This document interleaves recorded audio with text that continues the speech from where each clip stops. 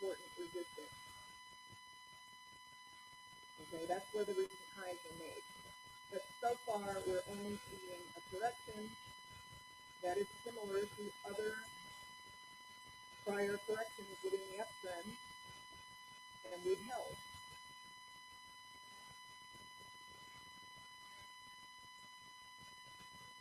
We had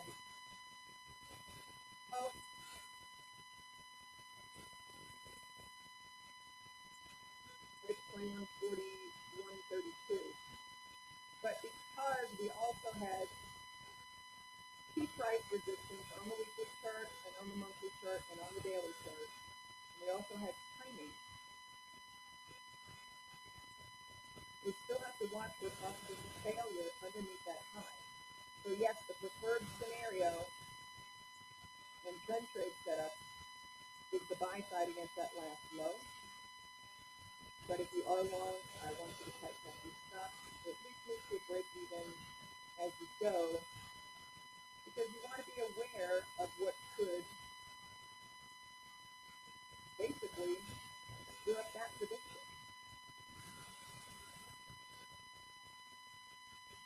So as far as what I have here on a 30-minute chart is spider.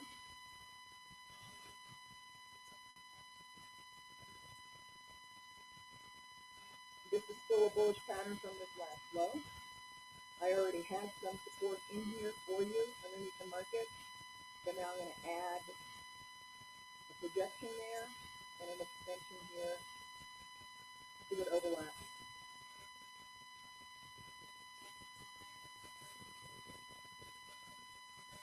And 1272 extension overlaps that lower zone and 100% also. I'm going to break this down into two smaller zones.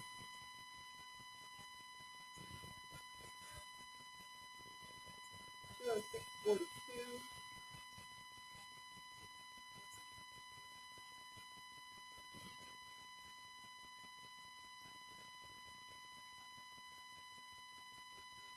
$206.71.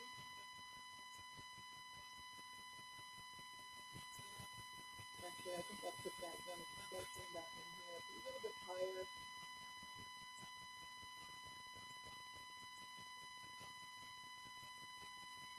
Okay, so 206.42 to 206.86. One support cluster.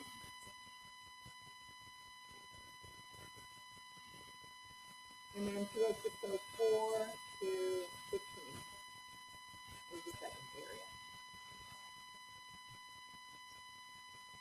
Okay, so the way that you make money with my work is set up both trigger equals trade entry, and then you manage it.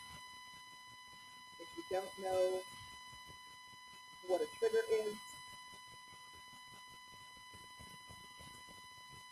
the guidelines are on the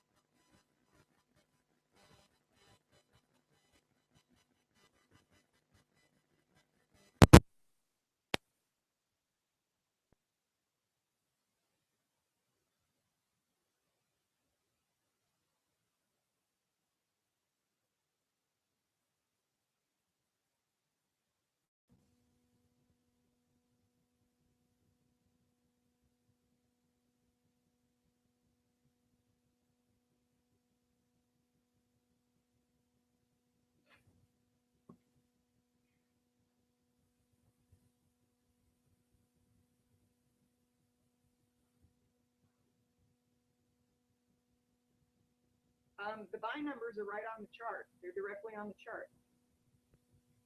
If you're looking at my charts in the drop-down box. Those are written right there.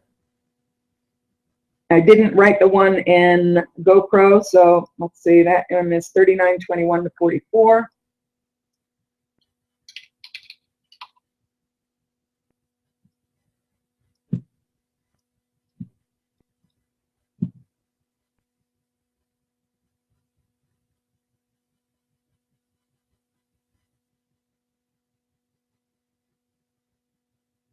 Oh yeah, St. Patrick's Day's hangovers.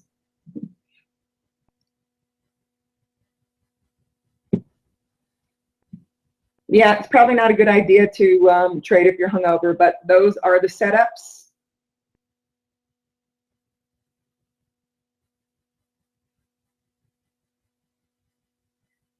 No, my setups are not only on 30-minute charts.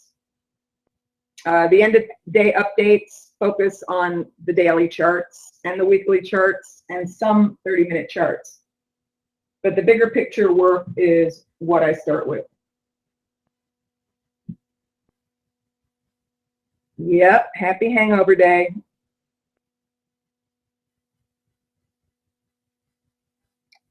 And I'll leave you with this. Wait for it. So pick up your skirt, grab your balls, and let's make some money. Now, I already did Facebook, and also it's on the update. My time is up. Oh, I know what you want. Let's do it.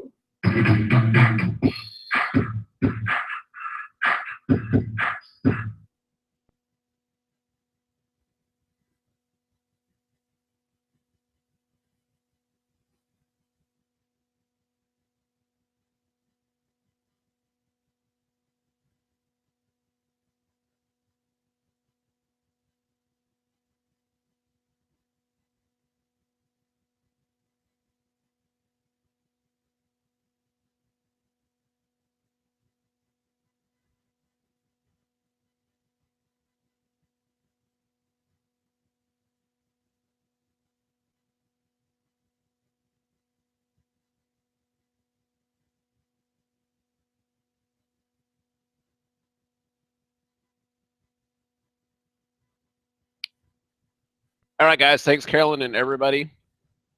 I'm going to get my chart shared here.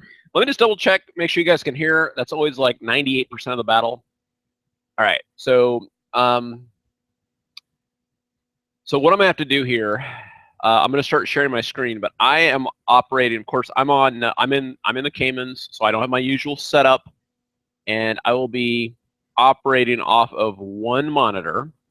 And what this means is that I'm not going to be able to see questions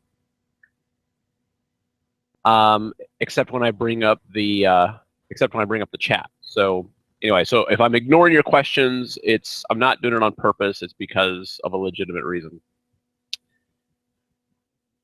And all right, so let me start sharing. Oh, I want to keep.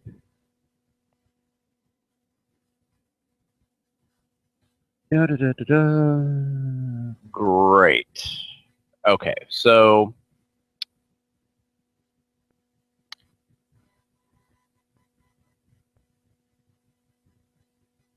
somebody that knows about Macs, I have shared a screen from my Mac before, but it's saying that Web Teach Share can't be open because it is from an unidentified developer. So your security preferences, blah, blah, blah. All right, so obviously I need to go look at security preferences here.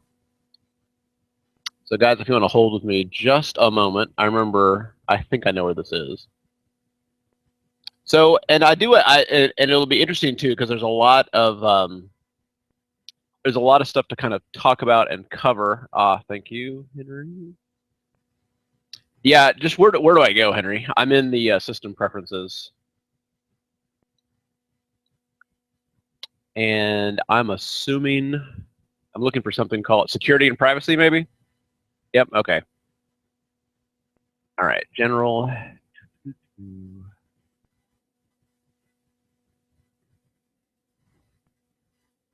Oh, so under general, no, I don't want to require a password.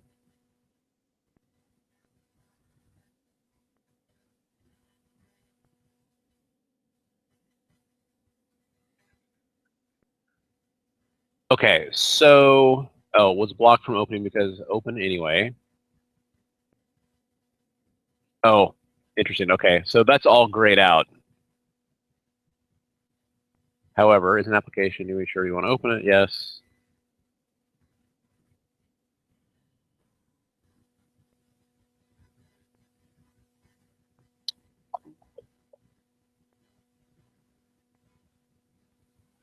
Oh, hold on. I think I have to click the lock. Guys, I promise. This, oh, there we go. So I had to unlock. Now I can hit anywhere. Allow from anywhere. Click the lock. Boom. Okay. Now I think we should be good.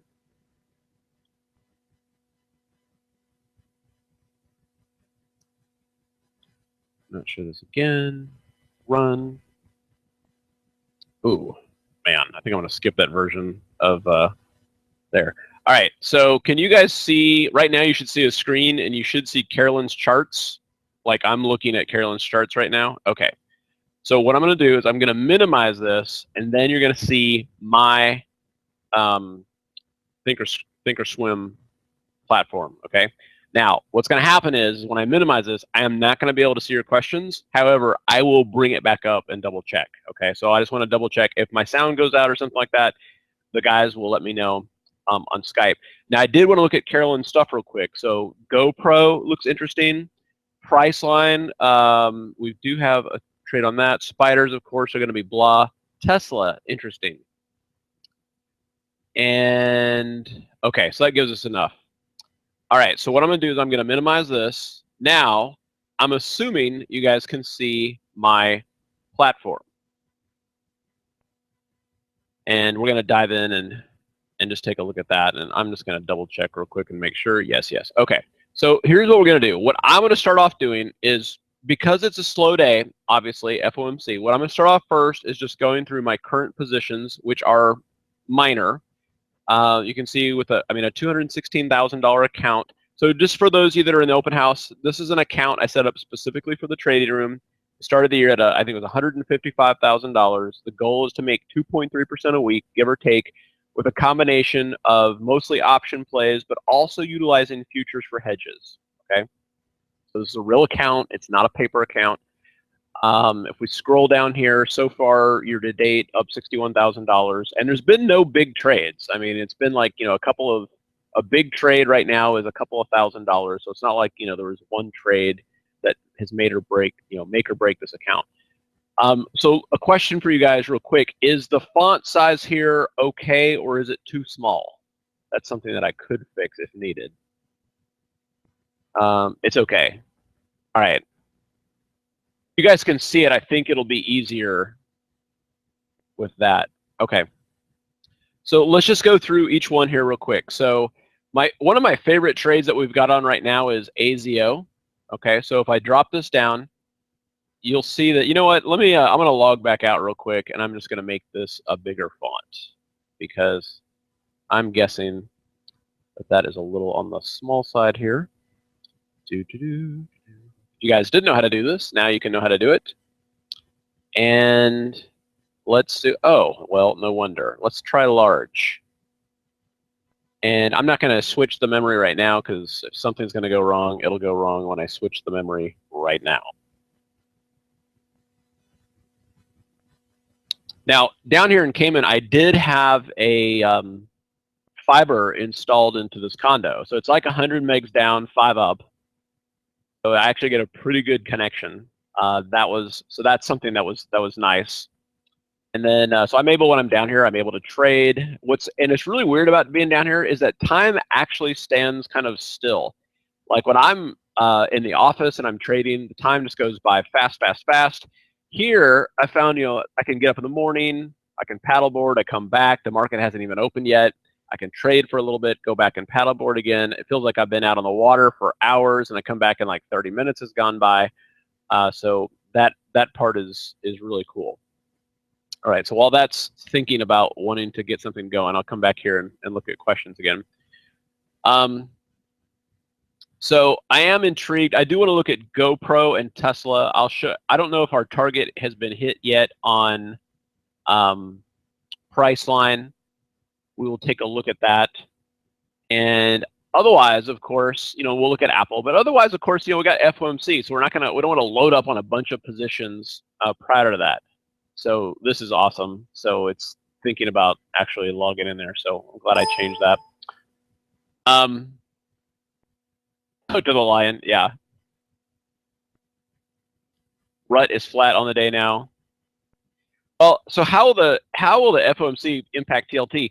What's happened before almost every FOMC meeting since like the beginning of 2014 is that bonds sell off, i.e. TLT sells off into the meeting, sells off right after the meeting, and then bounces hard. And that pattern has actually been pretty stable for a long time. And just remember that ultimately, oh, this is awesome. It's important to keep in mind that the quantitative easing going on in Europe, so even though the US markets have been a little shaky, the European stock market has just kept going higher. Let's try medium.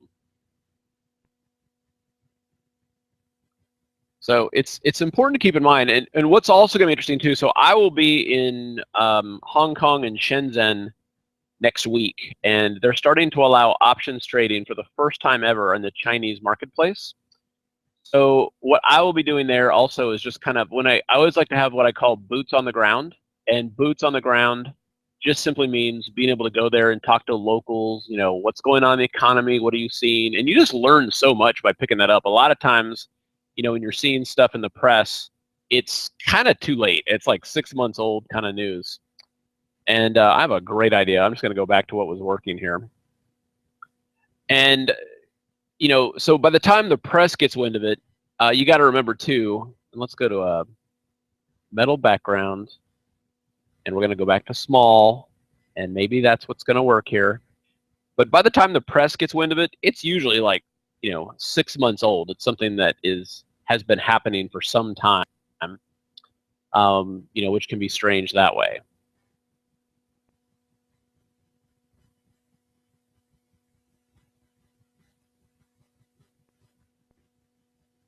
Yeah, no, I don't know what is going on with it.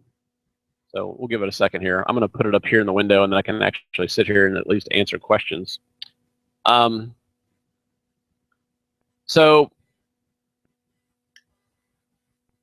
yeah, that was my mistake, restarting. So, but I do want to we're going to bring up and take a look at GoPro, of course, and then I do want to just kind of look at the overall patterns that are setting up in the larger stock indexes, in the larger markets. What is going on, with the US dollar? What is going on with oil, and how lower oil prices will impact stocks? Okay, so that's something that's important to look at as well. And while that is happening, I'm also going to look. I've got TradeStation here on another computer, so I can go through and kind of look at that. And one of the things that I'm really intrigued by, and this typically happens a lot, is when we get to key inflection points like we are right now in the markets, the weekly charts tend to kind of settle in at what I call key support levels. So Netflix, which has been getting pounded on a weekly chart right now, is on a 21-period moving average. Okay, so not too big of a deal there. And if we look at the NDX cash index on a weekly chart, and I'm just looking off screen here as that pulls up. On a daily chart, we'd come down, we hit that 55-period moving average, and coming down that way. All right, so this is an awesome thing going on here. Let me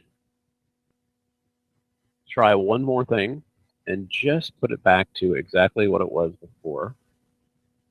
I saw somebody said it's like, oh, that's why you only restart it once. It's funny. It's actually been working really smooth down here. So this is always Murphy's Law. So I'm going to go back to white background, small, proxy. Everything's there. Yes. Now I'll shut it down and bring this up again. Worst case scenario, I can log into. I'll just log into for my remote PC, which isn't quite as clean, but it'll work.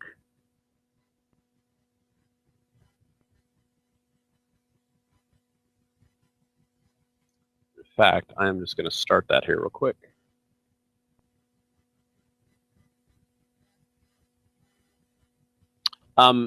So one question for you guys is that as we head into, how many of you have a lot of positions on as we're heading into FOMC versus how many people are like dead flat?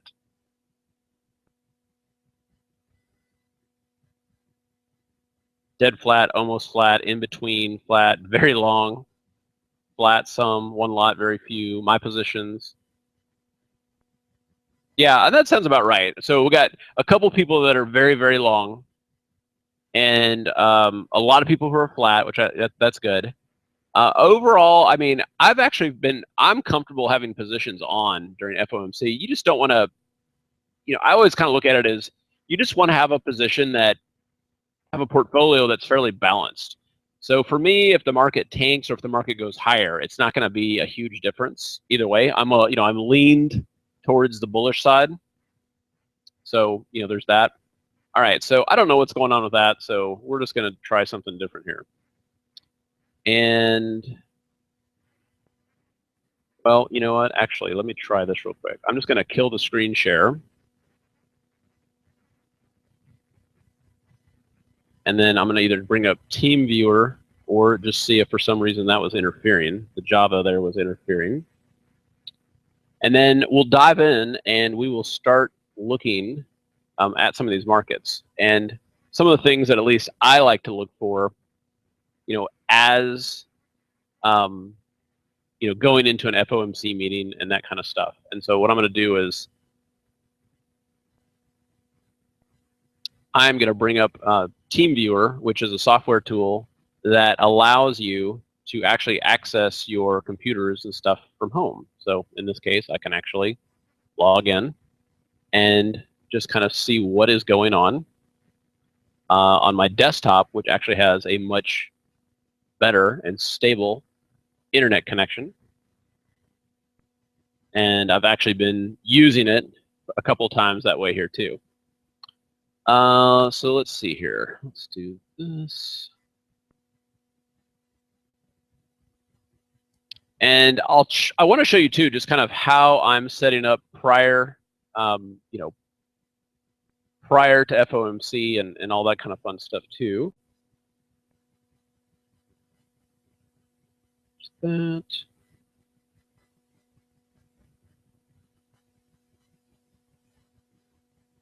Good times there.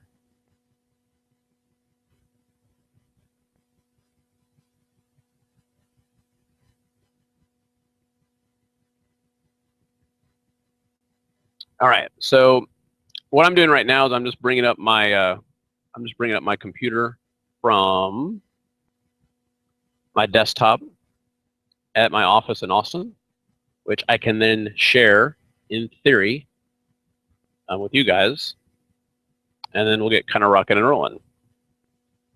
So let's do this again. And the main thing I want to do is just kind of show you like current positions, any changes that I'm going to be making as we head into FOMC, and then things that I'm looking for. And what I really like is when I'm looking at FOMC, it's kind of the day of is always interesting. I actually think the next day though is the most interesting. That's kind of when things are kind of going down, so to speak.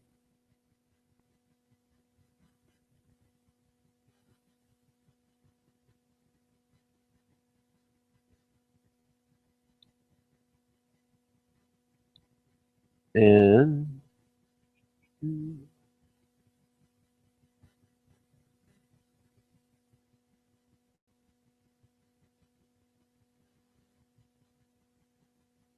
All right.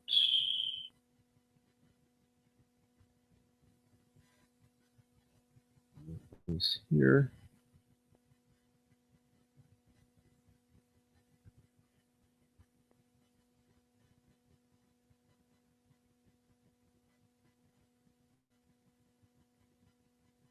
Okay, so in theory, we should be good to go here. Hopefully, this has been the most pleasant cluster you've ever been a part of. All right, we'll start sharing screen.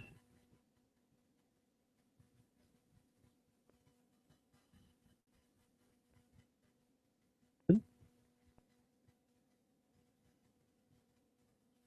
right, so all right, so let me ask you guys this. Can you see a black, and now it says it'll say JC Falcon at the top, and then it has my thinker screen, my screen. Can you guys see that? Yes, okay. All right, so plan C is full in effect. So what I'm doing right now, there's a software, it's called TeamViewer. And what I've just done is I'm in here in Cayman. I've accessed my desktop computer in Austin, and now we're just doing that. So it's a nice little handy tool. And we are going to go through and just take a look. So one of the things I liked here is you can actually sit here and just like, okay, let's look at our current account positions, kind of see what's going on. One of the things that I want to do here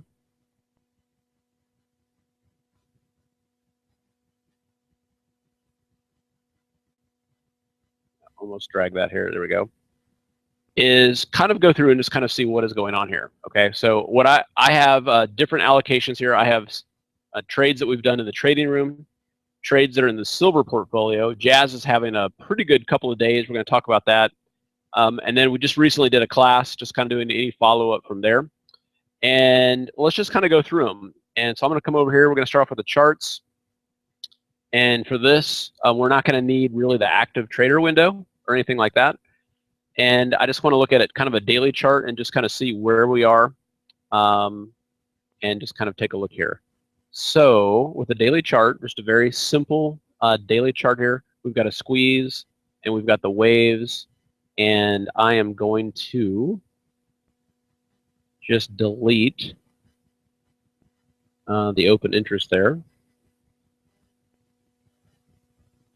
And just kind of see where we are. So essentially, you know, we've had an incredible run up with the squeeze that triggered here early in February. Beautiful run up, okay? And then up here, you know, just at this point, just not really a lot of buyers. Boom, we just rip everybody's head off. And now we're just hanging out at not no man's land. From here, we could either explode higher or collapse. And I have found that the best way to trade these situations is just not to get too married to one decision or the other, because you can always get into the trade, right? So I'm looking at this from a fairly neutral point of view, thinking like, all right, the S&P is here. Hey, the trend on the weekly chart is higher, right? So the path of least resistance is higher, and at any given time, this thing can whack us to the downside 3 or 4 or 5 bars, which are great because from a trading perspective, you'll make a lot more money being positioned for downside moves faster than an upside move. So if you look at this, an upside move, 1, 2, 3, 4, 5, 6, 7, 8 days was pretty much destroyed in 1 day on the downside. This is why kind of the longer you trade, the more you like the downside. However, being aggressively short during an uptrend is an exercise in futility, okay?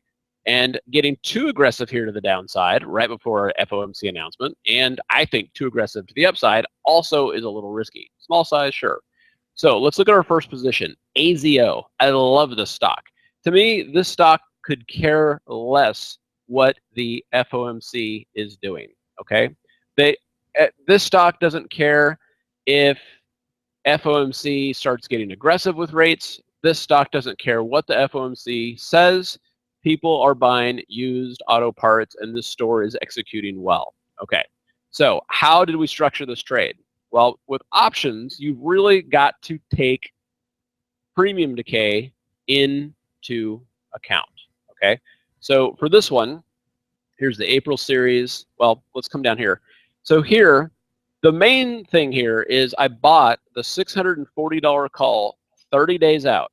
Okay. Now you might think, well, gosh, for $19.55, that is an expensive option. Well, it's a much cheaper buying an in-the-money call like that than it is buying a stock that's $660. Okay, so that's the way I look at that.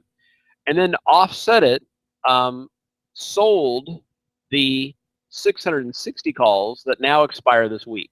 Okay, in a perfect world, what will happen is that AZO will actually close below 660. Okay, not much below, but let's say it closes the week at $659. This call that I sold expires worthless. I get to keep the 640 call, and then next week I'll sell another option against it. Okay, now worst case scenario is, let's say it closes the week at 662. If it closed the week at 662, I could actually still buy this back for cheaper. I sold it at 275. Okay, and if it just takes off and goes to like 680, well, guess what? We've got, it doesn't matter how high it goes, we're going to make the same amount of money. We've basically locked in our profit. Okay, so hopefully that makes sense. That's called a diagonal. I love diagonals, especially on bigger stocks and higher volatility stocks, and they're very, very flexible. Okay, so let's come back over here, and now let's look at Jazz. I love this stock. Okay, and we're going to come back and let's look at it again. Another stock here that doesn't really seem to care what's going on. Okay, now we've got a daily squeeze here that we've been stalking, and we've been buying positions here. Okay, it triggered today, but more importantly on this one is the weekly chart, because we've got a weekly chart here that also has a huge squeeze about to fire off. All right, we've got, I believe at this point, new all-time highs, and this is a super bullish chart pattern. Okay, this chart pattern, it's called an ascending wedge. It's a huge monster of a pattern. This could actually, now here's the thing with this kind of stuff.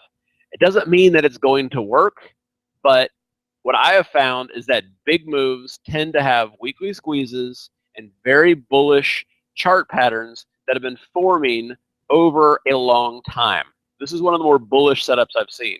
That doesn't mean that tomorrow morning Credit Suisse can't wake up and say, you know what, we think this is overvalued and we're going to downgrade it. Okay, that could result in a 1 or 2 week sell-off. But I love this pattern. To me, that's just super bullish.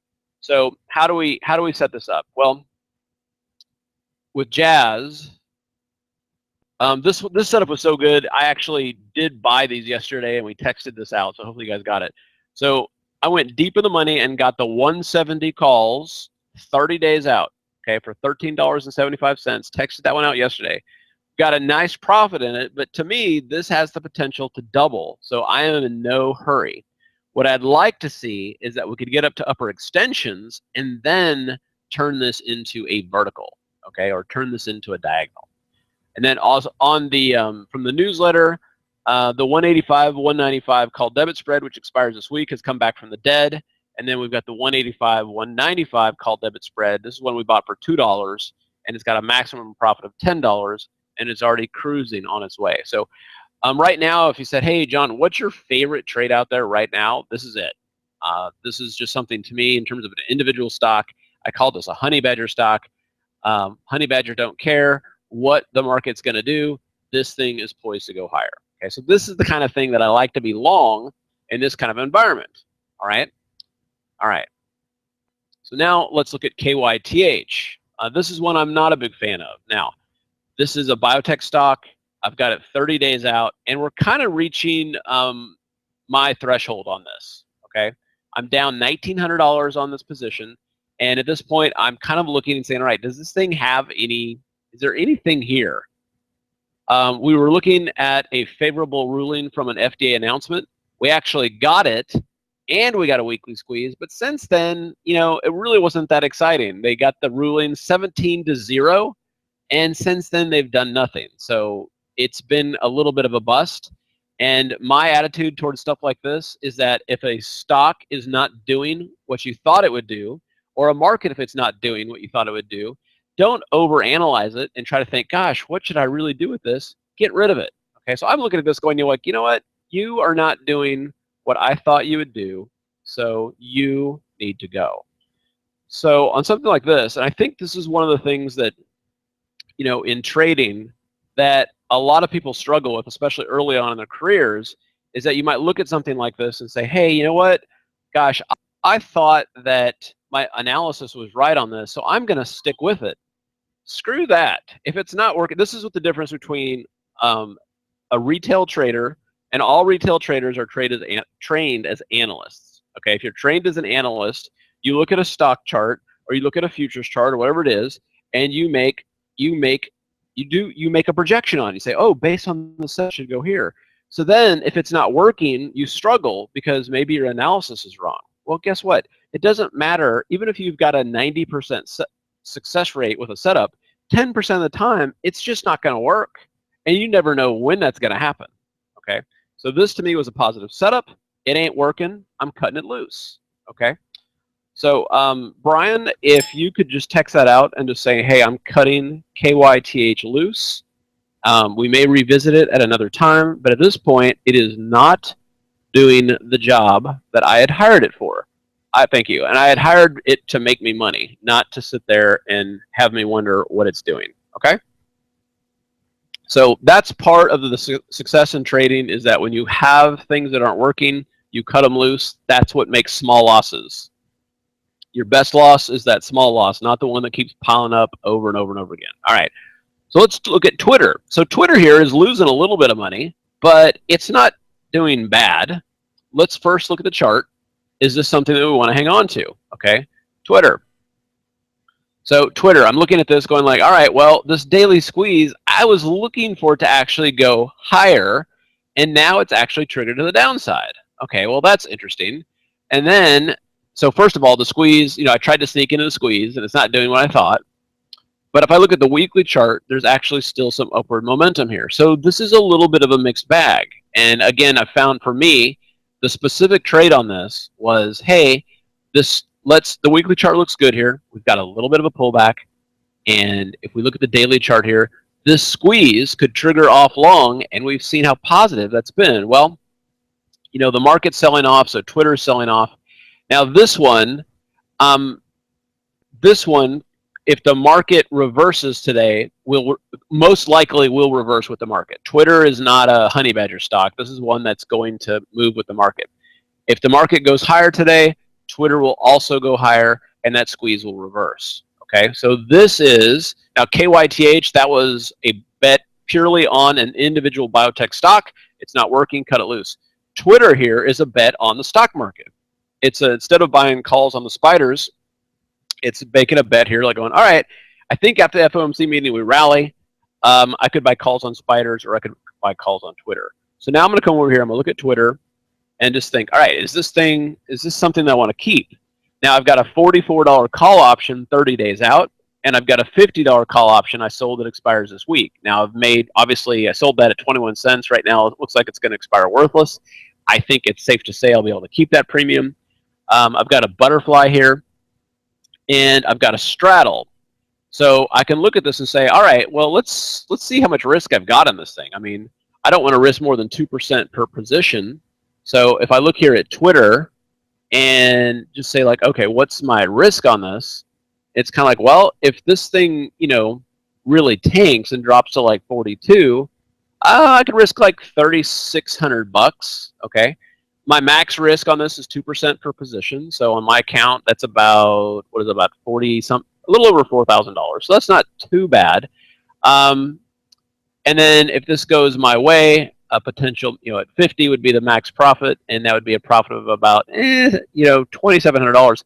So I'm looking at this. I'm not too thrilled with it, and I can go back here and just kind of like say and see, just kind of like, all right, well, where's my risk? Well, I sold this straddle here with the idea that we could pin at $50 in the next 2 days. If we were to pin at $50, then that would do well. If it drops, obviously, then I'm going to lose some money on that short put. Okay.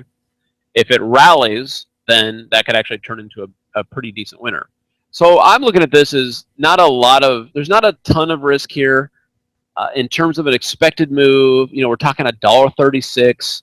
I was, on the analyze tab, let's see if we go, what happens if we go $1.36. I mean, that would take us to, about right. Where are we right now on it? Twitter, 46.40. So about $45. So I'm looking at this is a market bet. I don't have a ton at risk here, and I may have to cut it loose. But if this thing can start to rally, then the upside is decent. Okay, so I would say on this, I'm not thrilled with it, but it's purely a bet that the stock market's going to go higher. Okay, all right. Obviously, you want to offset that with other trades too. So VIPs, this is one. I've got the $22 call, 30 days out. This thing acts great. It actually had a really good move like a week ago, and it looked like it was going to explode higher here. And we picked this up in this area. It exploded higher. It's come back. I think this thing continues to go. I mean, it just acts really good. And this is kind of like Jazz. It's kind of like AZO. I call it a honey badger stock. It really doesn't care. It's got a weekly squeeze. This thing could keep going higher. What I'd like to do is if we could get to like $28, I would like to turn it into a spread. Okay? All right. So at this point, I don't see a lot of concern here. We've covered Jazz. Let's come down here to the class one. So I want to look at Priceline. Okay, so for Priceline, I've got a bearish play on.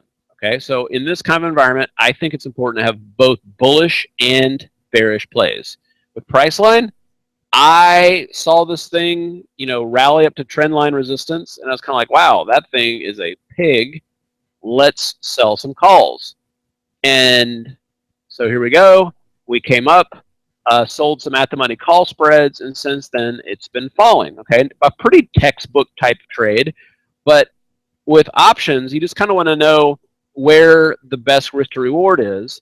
And on this one, when it rallied up to 1170, sold the at-the-money call credit spread. Okay, the 1170, 1175 for 239. So why would I want to do that? Well, it's because it's almost a 1-to-1 risk-reward ratio.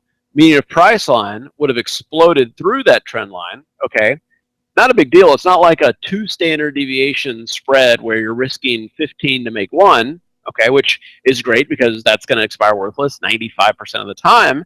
This is like, oh, you know what? If this doesn't work, I'm going to lose. It's a 1-to-1 risk-reward ratio. Okay, so it's actually, I think it's less stressful, even though technically the probability of it succeeding is less than had we done 2 standard deviations. However, when you combine options math and probabilities with some basic simple technical analysis, hey, we rallied up to resistance. Guess what? We don't really need to sell 2 standard deviations.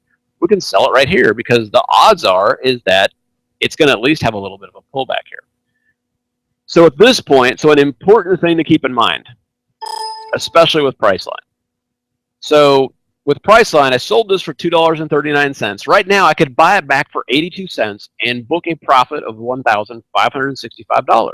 Okay, my weakness as a trader. Okay, I'm gonna take a sip of tea here real quick. My weakness as a trader in terms of selling options is that I have this insane glee that I get when I watch options that I've sold expire worthless. Not only does it save money on commissions, but it's also payback for all the times when I was a newbie and I would buy options and watch them go to 0 and how frustrating that was. And it's very satisfying to be on the other side of that. That being said, my main commitment to trading is consistency. So on something like this, my rule of thumb is that if you get to 80% of what your maximum profit would be on the trade, get out. So you'll notice I've already got an order here to get out of this trade. And if we go up here to the monitor tab and we look at here, I've got an order to buy it back at 50 cents. That's about 80%. That represents about 80% of the max profit I'm going to make on this trade. I sold it for a $239 credit per option. Okay. If I could buy it back at $50, then I get to keep the $239 minus 50. That's my profit, right? So I've got that order working, and we're getting close to it. We're like 30 cents away, so we'll keep an eye on it. Now, the question comes up. It's like, well, the worst thing is on something like this is that, I sold the 1170, is that it rallies like after, the market rallies and Priceline rallies $30 and this turns into a max loss. That would be unforgivable. Okay, so one of the things I like to do is also look at the expected move. Expected move here is $21 into the end of the week. I'm at 1150, 1151 plus 21. That would take us to 1172, which would put us right in the middle of the spread. Okay, so I'm a little, I'm right a little bit playing with fire here, and it's not really playing with fire. I mean, there's time to get out, but as I'm looking at this, I'm going to be keeping a close eye on this after the Fed. Okay, and if we actually get back up above, say, 1160, I'm just going to look at cutting this loose. But right now, I'm still willing to work. Beans and cornbread. Beans and cornbread. Beans and cornbread. But that's how I'm playing it. Okay, so hopefully that makes sense. We got some bullish plays here. We got some bearish plays. Let's look at AMBA. So AMBA has been a great trade, and this is one that we've set up. We've scaled out of this one. So AMBA had this great run. Let me get to a daily chart here and just kind of show where we got into this one. And then we're going to look at some futures markets too. So here, we had a squeeze on a lower time frame. Got in on this pullback, had a really nice run up to here, $69.92. We got a little bit of selling at 70. Took some profits here, booked some beautiful profits, and then held on to some through the inevitable pullback with the expectation that it's going to continue going higher. That reminds me we need to look at GoPro. So if we come back over here and we look at this then and say, okay, AMBA. So what I've got left is, oh, you know what? I thought these calls that I had were a little bit longer term. So what I've got left here is a $63 call. That's 2 days out. So okay. So this is good that I'm seeing this because that's a nasty. I thought that. So when I have long options that I've got a profit on that only have 2 days of life left, that makes me a little nervous. This is something that, of course, typically when I've got a long option, I like to have it a little bit further. Now, that being said, this is the last third of this position. We have made a lot of money on this trade, so this is kind of the last piece of it. I am actually going to buy this one. I'm closing this position. I am going to reestablish this with an option that is further out. Okay? Does that make sense? Let me check in on questions here, too, and just make sure I'm not missing anything. Okay. And we'll look at GoPro too. Okay, so does that make sense, guys? So I'm going to close out AMBA. And, okay, where did everything just go? TeamViewer. Did I seriously just log out? Oh, cancel.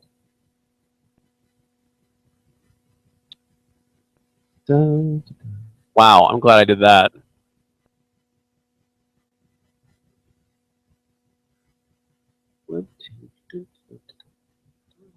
Show all windows.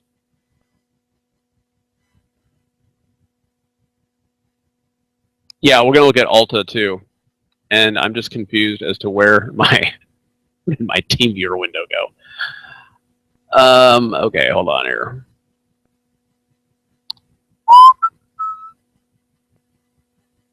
I assumed that opened up in a... Oh, there it is. Okay. So I assume that opened up in a Chrome window, but it's really weird. So I'm on a Mac laptop using TeamViewer to operate a Windows PC. Now that will screw you up because on the Mac laptop, your controls are a lot different. Okay, so I'm closing this trade out, but I love AMBA. The only reason I'm doing it is because I don't have much life here. Now, I legged into this one separately, so it didn't pair this, so I've got to close it separately. And Brian, if you can just say, hey, I'm closing out AMBA here. I'm looking to reestablish a position a little bit further out. And I'm fine at 450. Do not to be dick for tick when you want to get out. Now, technically, this $72 call, if I was feeling lucky, I could just quote unquote let it expire worthless. But all I'm doing, I've already made $440 on it. I'd be trying to get that last $10. And, I could wake up tomorrow and Apple announced that they're buying AMBA for, $180 a share, and I'm screwed. So while it's tempting, it is really a bad idea. And, let's see if I can get the midpoint at 10 cents at least. I'm sure the market makers won't let me out. They did. Okay, so I just saved a nickel there. Okay, so hopefully that made sense. I like the stock. I just don't like that I only have 2 days left on it. So that's the only reason I'm closing it. Now, in terms of a new entry here, let me see what's... Oh, so there's a 30-minute squeeze. That's pretty awesome. I'm going to put... let's see here.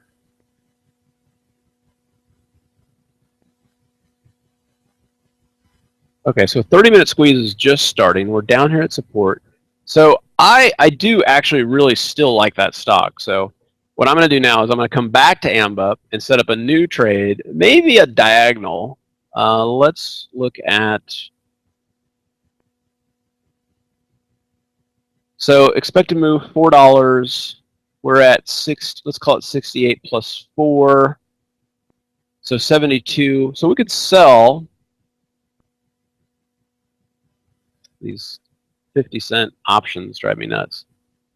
So we could sell next week's $72 calls, okay, as a diagonal against the April monthly in the money calls. So we're at 67. So the 65s, that's not bad. So let's do the 8. So April 65, 72. So if you've never done a diagonal, they can be a little complicated. You're actually going to buy. So you're going to highlight the option you're going to sell, and then you're going to click on buy diagonal, which makes no sense, right?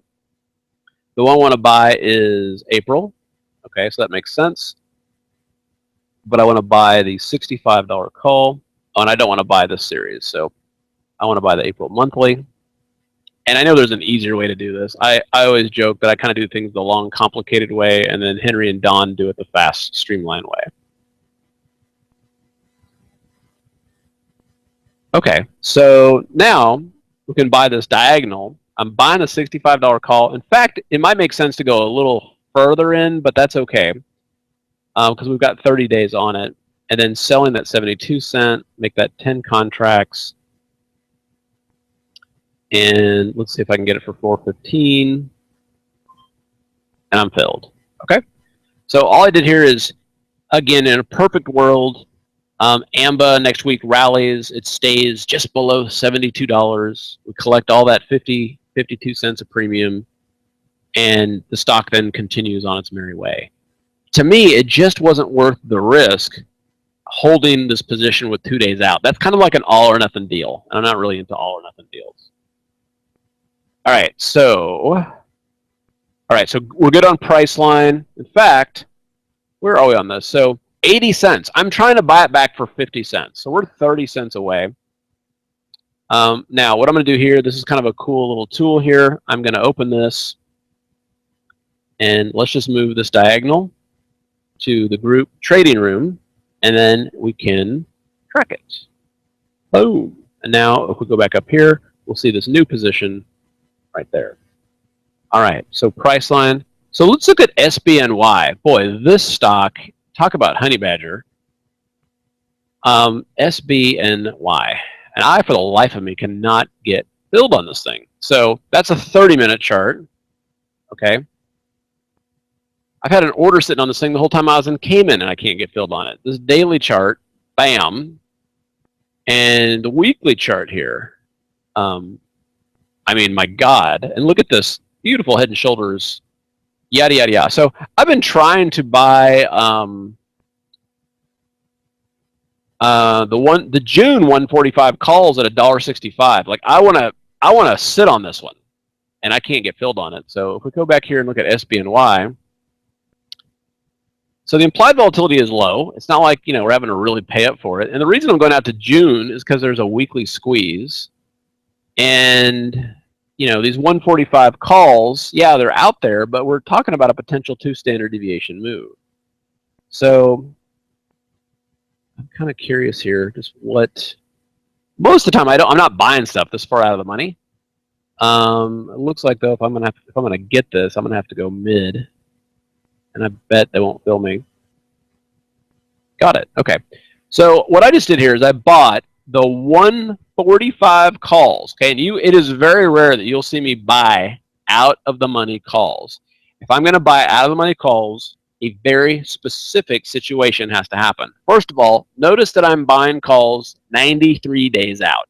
That means that my theta decay here is going to be very, very minimal. Second, I only will do this if there is a weekly squeeze. Okay, why? Well, weekly squeezes can create greater than 2 standard deviation moves. All we did was buy an option 1 standard deviation move out. Okay, if it can have a 2 standard deviation move, then we'll have a 10 bagger, a 5 to 10 bagger on our hands, meaning that this option that we bought for $2, we could potentially sell for 10. Okay. Obviously doesn't mean it's going to happen. There's a lot of things that have to happen here. But if you look at a weekly squeeze here, I mean, this thing went from like 80 to, you know, like 100 and then kept on going. So anyway, that's the reasoning behind that. And hopefully that makes sense. So I've got the $125 calls. Those are in the money 30 days out. And the goal with buying the in the money calls is that those would actually pay for the trade and would pay for the, you know, right now this cost me $2,000. I've already got $950 of profit in the money call. In a perfect world, this would turn into $2,000 in profit. I could sell it and then have a free trade in the out of the money options. Okay, so hopefully that makes sense. This, you know, a lot of times you're not going to see me doing trades 93 days out. I kind of like to play in that window of, you know, the, let's see, postpone, like a couple days to a couple weeks. But on something like this, when you find a special setup like this with low implied volatility, then it can become fairly interesting indeed. Okay. So now, so I can cancel this order. I've been sitting on that one for a while, but I'm just going to cancel it. And now I'm going to move this one. Now, technically, I guess that's one I did in the class, but technically we did this one for the room. So I'm going to move this to the room, and I'll have to end up moving the other one to the room too. Move to group the trading room. Okay. Okay, so Alta has been an ultimate pain in the butt here. So Alta is a pattern that I've used this year, and it's been the most successful trading pattern that I've had this year. And the pattern is specifically this, and it's hard to see it on this weekly chart. So here's the pattern. You get a big earnings move, and then you consolidate and head higher. Okay, pretty simple. This has worked on, I'll show you Priceline, Netflix. Okay, so here's Netflix. Big earnings move, consolidate, head higher. Okay. We've done this on a lot of them this year. Amazon, big earnings move, consolidate, head higher. And Apple, big earnings move. And Apple is actually more typical. So here was the earnings move, and then it just kind of consolidated, and then just kind of headed higher. Okay, so you just sell puts and stuff like that. So that's the idea of the trade. So I'm actually fine sitting on it, except for the fact that we're running out of time. So actually, it's still fine. It's holding support. This 156 is begging to be retested, but the problem is that I think I'm running out of time. Is the problem. Now, I bought this 100 shares of stock. I just bought this to mark where we bought the options. So as we were setting up these options trade, the stock was at about $153. So it sold the 155, 140 put. Okay, that one's obviously losing money. The 150, 140, boy, that actually has the potential to lose a lot of money. The 155, 145, and then the 160 call, that was kind of like the wild card in case it took off. So I'm down on this trade, not a lot, but what I don't like is with 2 days out, this could turn into something nasty. So let's look at this Alta and look at the max risk if Alta decided to take a nosedive. Wow, if this thing for some reason got downgraded this week and I could lose $7,400 in the next 2 days, that just makes no sense at all. So for me, Alta is ultimately here something that needs to be taken care of and managed, set up anew. There's no reason to sit here with this thing hoping that it's going to rally for the next 2 days. And so one of the biggest things that I'm a big fan of is just destroying risk. Okay, and right now with Alta, the downside risk to me is just too high. Okay, does that make sense? So I'm just dumping it. I like the trade still, but I would want to look at going a little bit further out. Okay, so I'm just hitting the bid. I'm blowing it out. And what else we got here? 155, 145.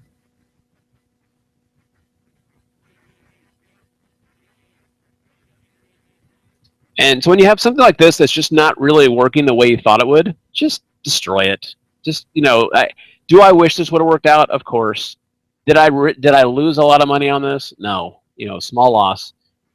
This 160 call, there's no need to do anything with that. There's no risk on it, and it's done. So, okay. So, Brian, on that one, if you could text that one out too. So, done with Alta. But what we're doing, so as I'm going through and I'm doing this, I'm looking at potential for profit, of course, but really I'm looking for potential for alleviating risk. Okay.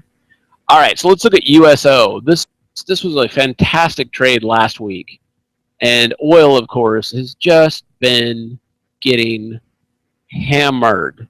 And first, let's look at oil futures.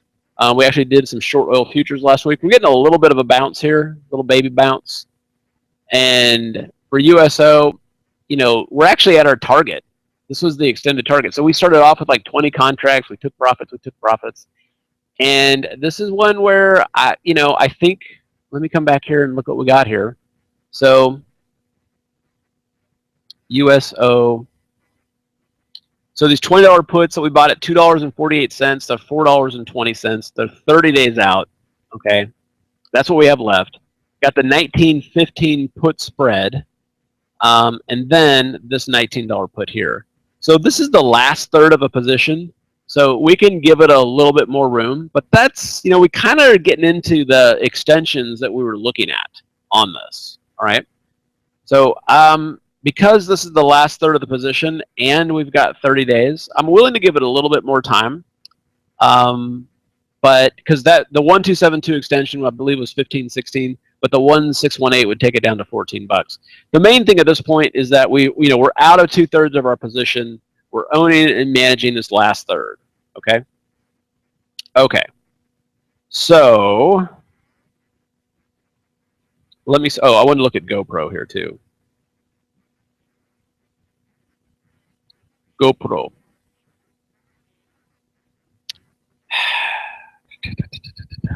So this is interesting. I'm not as big of a fan of trying to catch bottoms, but what we have here is called a descending wedge, which if and when this breaks to the upside, this is considered a reversal. And I would argue that we have not broken the upside. Well, God, maybe we have. Maybe we have. So a wedge like this starts off wide. A descending wedge starts off wide, gets narrow, and once it breaks through is typically the reversal, like, you know, the bottom. And you kind of had something here, sort of. I mean, you kind of had this action here, and then it came up and got narrower. So you kind of had a similar, not quite though. So anyway, that's interesting. So that actually could turn into something interesting. Now for GoPro, I believe the implied volatility on this is still pretty high. It is. So for me, that's a very simple put selling opportunity. And, you know, the at the money puts kind of wide. Expected move is $3. Let me sit. I'm going to sit on this one. I'm going to wait till after the FOMC, but that's an interesting setup here, and so I'm going to sit on that one a little bit. All right. All right. So we're actually getting to the end of the my session here. Let me come back here and just see if there's any questions. And we're kind of getting near Carolyn's target on that too, so it might be a little late to the party on it.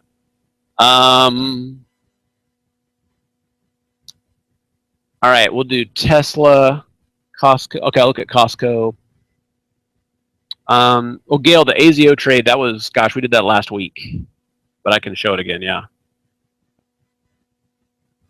Yeah, Dominique, I think GoPro is a good DMI explosion candidate. Is there a hanging man on the weekly 40? Okay, so let me look at a weekly chart on that, because I actually am intrigued by it. I like it too for the fact that that's the kind of pattern that don't care. Okay, that's actually a legit reversal pattern. Okay, so that does look pretty good. I mean, that's a very legit, very powerful reversal signal. So I'm thinking diagonal. So before I was going to sell puts, but we can do both. Let's so expect to move $3, 41. So what's the 45s? It's not a ton of premium there.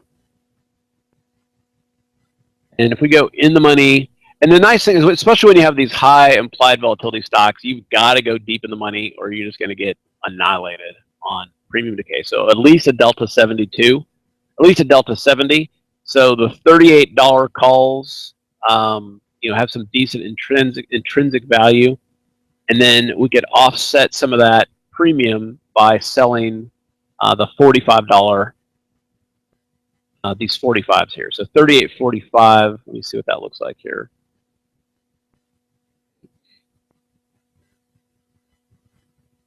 I may get a little bit fatter premium here. Let's go for the 44s.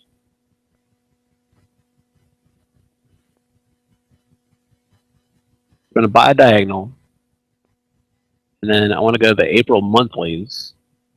And the reason I go to the April monthlies is that it's not like I plan to hold it through the entire life cycle of it. It's just that by going out that far, you just don't have to deal with any theta decay, really. If you're only holding it for 10 days, maybe, or 3 or 4 days, you just don't have a lot of theta decay. You have it's based on essentially pure direction. So, all right, so that brings it to 365. Okay, so that's sold, and I messed something up, darn it. Okay, so that's not a big deal. So what I did is and this is again operating on TeamViewer remotely. So I bought the $38 calls that expire in 15 days instead of the April monthly. Not a big deal. I'm not going to change it. That doesn't really change too much on it. But so anyway, that's what I did. So let me copy this one and paste it into the room.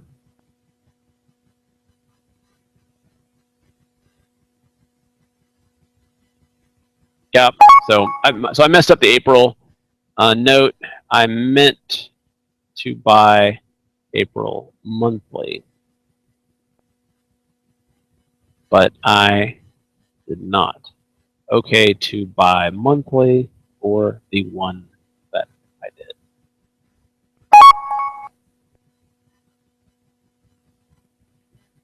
Okay. Okay, so there's that. So my bad on that. That's just part of doing the remote action here.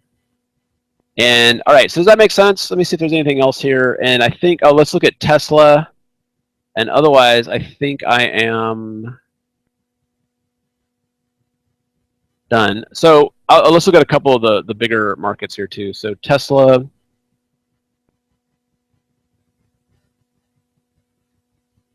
mean, I got nothing on that. It's kind of like it's kind of the same pattern that GoPro has, except it hasn't broken out yet. So to me, that's a downtrend. Let's look at the dollar index today. So this thing has obviously been a monster. The easiest and best way to take advantage of this has been to buy puts on FXE. So that's the euro. I don't think the decline is done, but I do think that it's ready for kind of a dead cat bounce. And we already looked at crude oil. I think gold is very intriguing here. And I've been watching this, and I saw Tony mention something about this too. I'm just curious that it hasn't gotten killed. Like, it should be down further, and it's not. That typically can be kind of bullish. So I'm just keeping an eye on it. I don't have a position on it. And then bonds, of course, via TLT.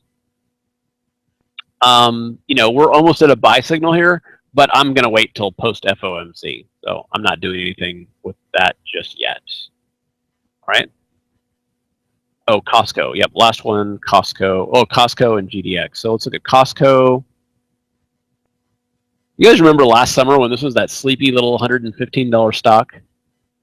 So Costco, I like back here. So here's a good example. So here's the weekly squeeze. I remember this, and I remember, you know, this was such a boring trade, and I know, you know, a lot of people were kind of frustrated because this thing just did nothing week after week after week after week after week. But we had a weekly squeeze, and then you can see the damn thing just took off. And so this is where, you know, those SBNY options that I bought 93 days out, this is why. Because these weekly squeezes tend to work. It's just you just don't know exactly when it's going to catch, and then it just kind of kept on going, right? Now, as of right now, I do not have a position in Costco. And as I look at the daily chart here, I like the squeeze. It looks good. I just don't have a position in it. You know, I like it. I like it. It looks pretty good. And what was there something else I was supposed to look at? Am I still holding Jazz? Absolutely. Jazz is like one of my favorite setups here. Yeah, so if we come back here and we look at Jazz right now, I mean, this to me is Honey Badger stock. So I love this one. Now, it doesn't mean it's not going to come down and give us a little bit of whiplash, but that looks good. And then SBNY, that also looks really good. All right. All right, guys. I will, let me post the AMBA trade here as well.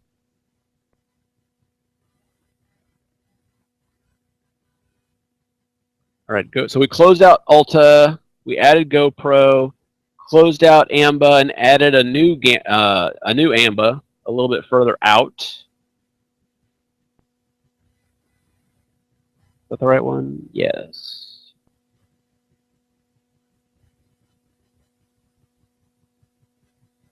And then bought those far out of the money options in SBNY.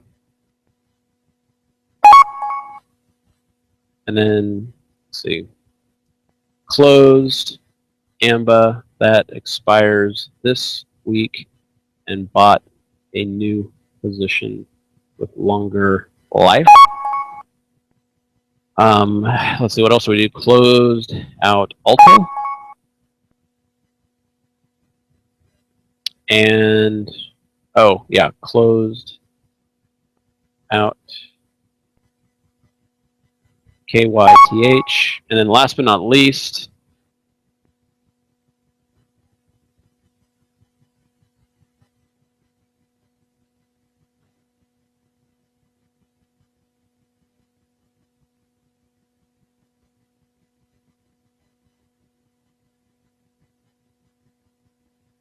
do this one.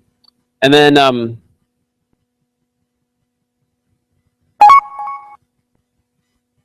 okay.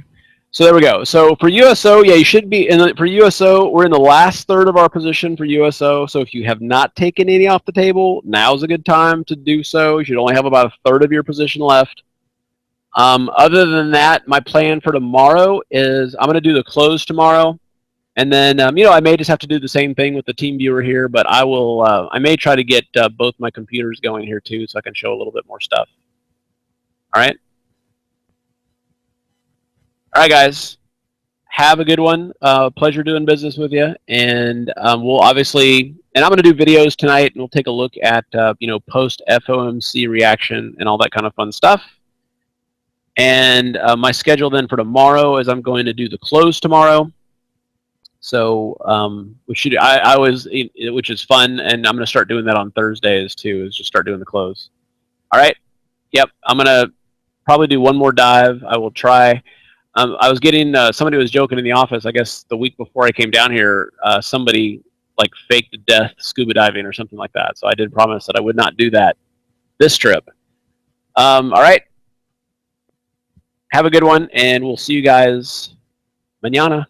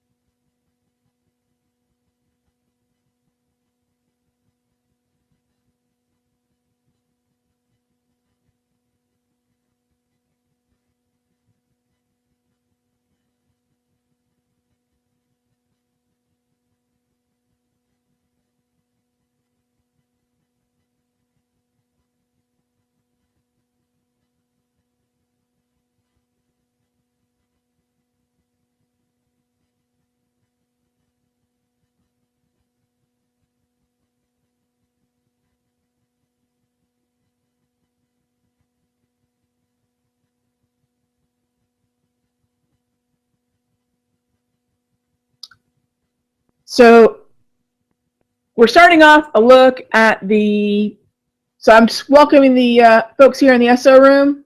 Hey, it's Raghee. It's time for some Forex talk. We'll talk about the dollar in front of the Fed here, about 50 minutes away. Let's get a quick check in here. Everyone here and see me? Okay, cool. Very cool. Sounds good. All right. Love it. All right, just bear with me a moment here. I'm actually running 2 rooms. Spinning a couple plates here.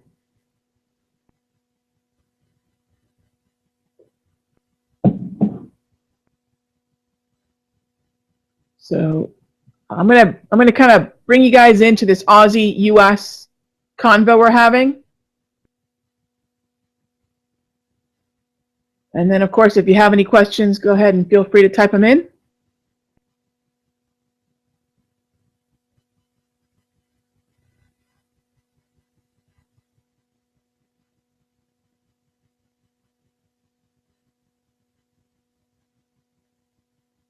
Just hang with me here.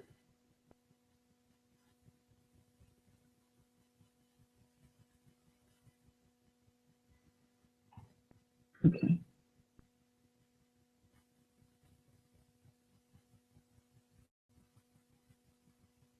Good to see everybody. I'm just actually switching reels here on my recording, so bear with me. Okay, so Aussie US. All right, I know a lot of you got Euro US and US dollar on the brain. That's cool. We'll get back into that in just a moment. But I'm actually going through the pending orders on my spreadsheet right now, just to kind of bring you guys into the conversation. And this is where we're at. Euro pound, Euro US, dollar Canada, and Aussie US. Okay.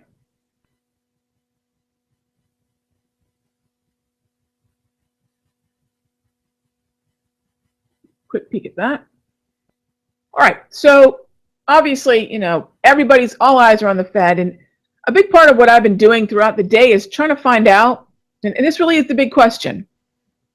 This is what's been on my mind all day. How much has the, what we're calling the patience removal dollar rally affected the market, and is what we're seeing right now in the US dollar profit taking from that? Or is this that segment of the trading population that believes patience might remain, or they may take that code word patience out and replace it with something else? Wouldn't that be a pisser?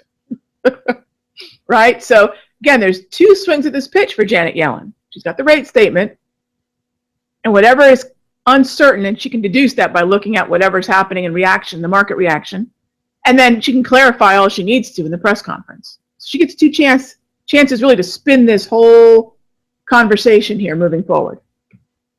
So we're talking about the Aussie US here, and a big part of what we've been doing is determining what kind of proximity do we have to this event with my trades. So proximity simply means we know there's going to be an increase in volatility. What will that increase in volatility be at a minimum? Okay, what will that increase in volatility be at a minimum? And does that put any of my trades within what I call striking distance? I endearingly call this baby bear. Baby bear is that good balance between getting to an exhaustive level and balancing that out with whether or not the market could actually move that much on this event. I'm not trading what Janet Yellen says. I'm not. I'm actually trading the volatility of the event. That's the difference. Okay? So, Aussie US, we've already done a couple calculations. Let me bring everyone up to speed. We have 80 of the 110 pips we could see at a minimum. 110 pips is my minimum expectation. We've moved 80 of them all so far. So conservatively, the fuel in the tank is another 30 pips. Well, this syncs up really nicely with the 34 pips I could see on the hourly price movement range, the upper end of price movement. So that syncs up very nicely with what I'm looking at there. Then I move on to the charts, so the rubber meets the road. What does 30 pips mean? Now, this is really aggressive, and this is where I left off with my folks in the TFF room. Those of you here, we're talking about that 76.95, 76.95 level for a BTG, between the greens, aggro entry.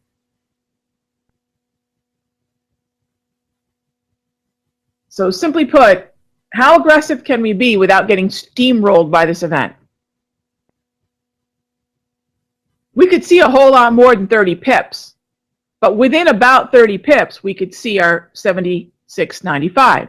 So for those of you that are willing to take an aggro entry, a shallower bounce, or a shallower shallower correction, small bounce, and position yourself short, selling Aussie, buying US dollars, that would be a good initial spot. Now, any kind of aggro entry, to me, always means that I want to be on the smaller side of my position size. So if I like getting into 6 or 8 lots, this might be a 2-lot entry at 76.95. Well, I would prefer to maybe get in with 4 to 6 lots at 77.40, which is my conservative level, up there at the 34 EMA on the low. So in terms of now moving the point of validity, for me, the point of validity would be fine. In other words, the point of validity for my trade and for my trend. Where would this short sell on the daily Aussie US no longer be valid? Let's take a peek at that. Where would that short sell no longer be valid? So I would actually say it's probably going to be around 78.35. And I actually don't have a problem with giving it another 20 pips and going to say 78.55. Now, the PLV we had from before was 78.60. So you can leave that in the market if you'd like. I really don't have a problem with that at all.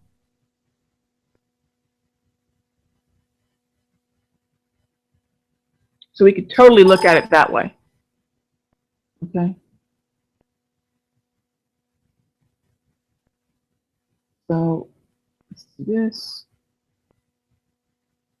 35 is cool. 55 is probably better, and you can leave it at 60, which is what was on the spreadsheet from before, and I'm totally fine with that. I don't think any of it's going to be in play today. You know, I'm not sweating it today because quite frankly, I don't see it being in play today.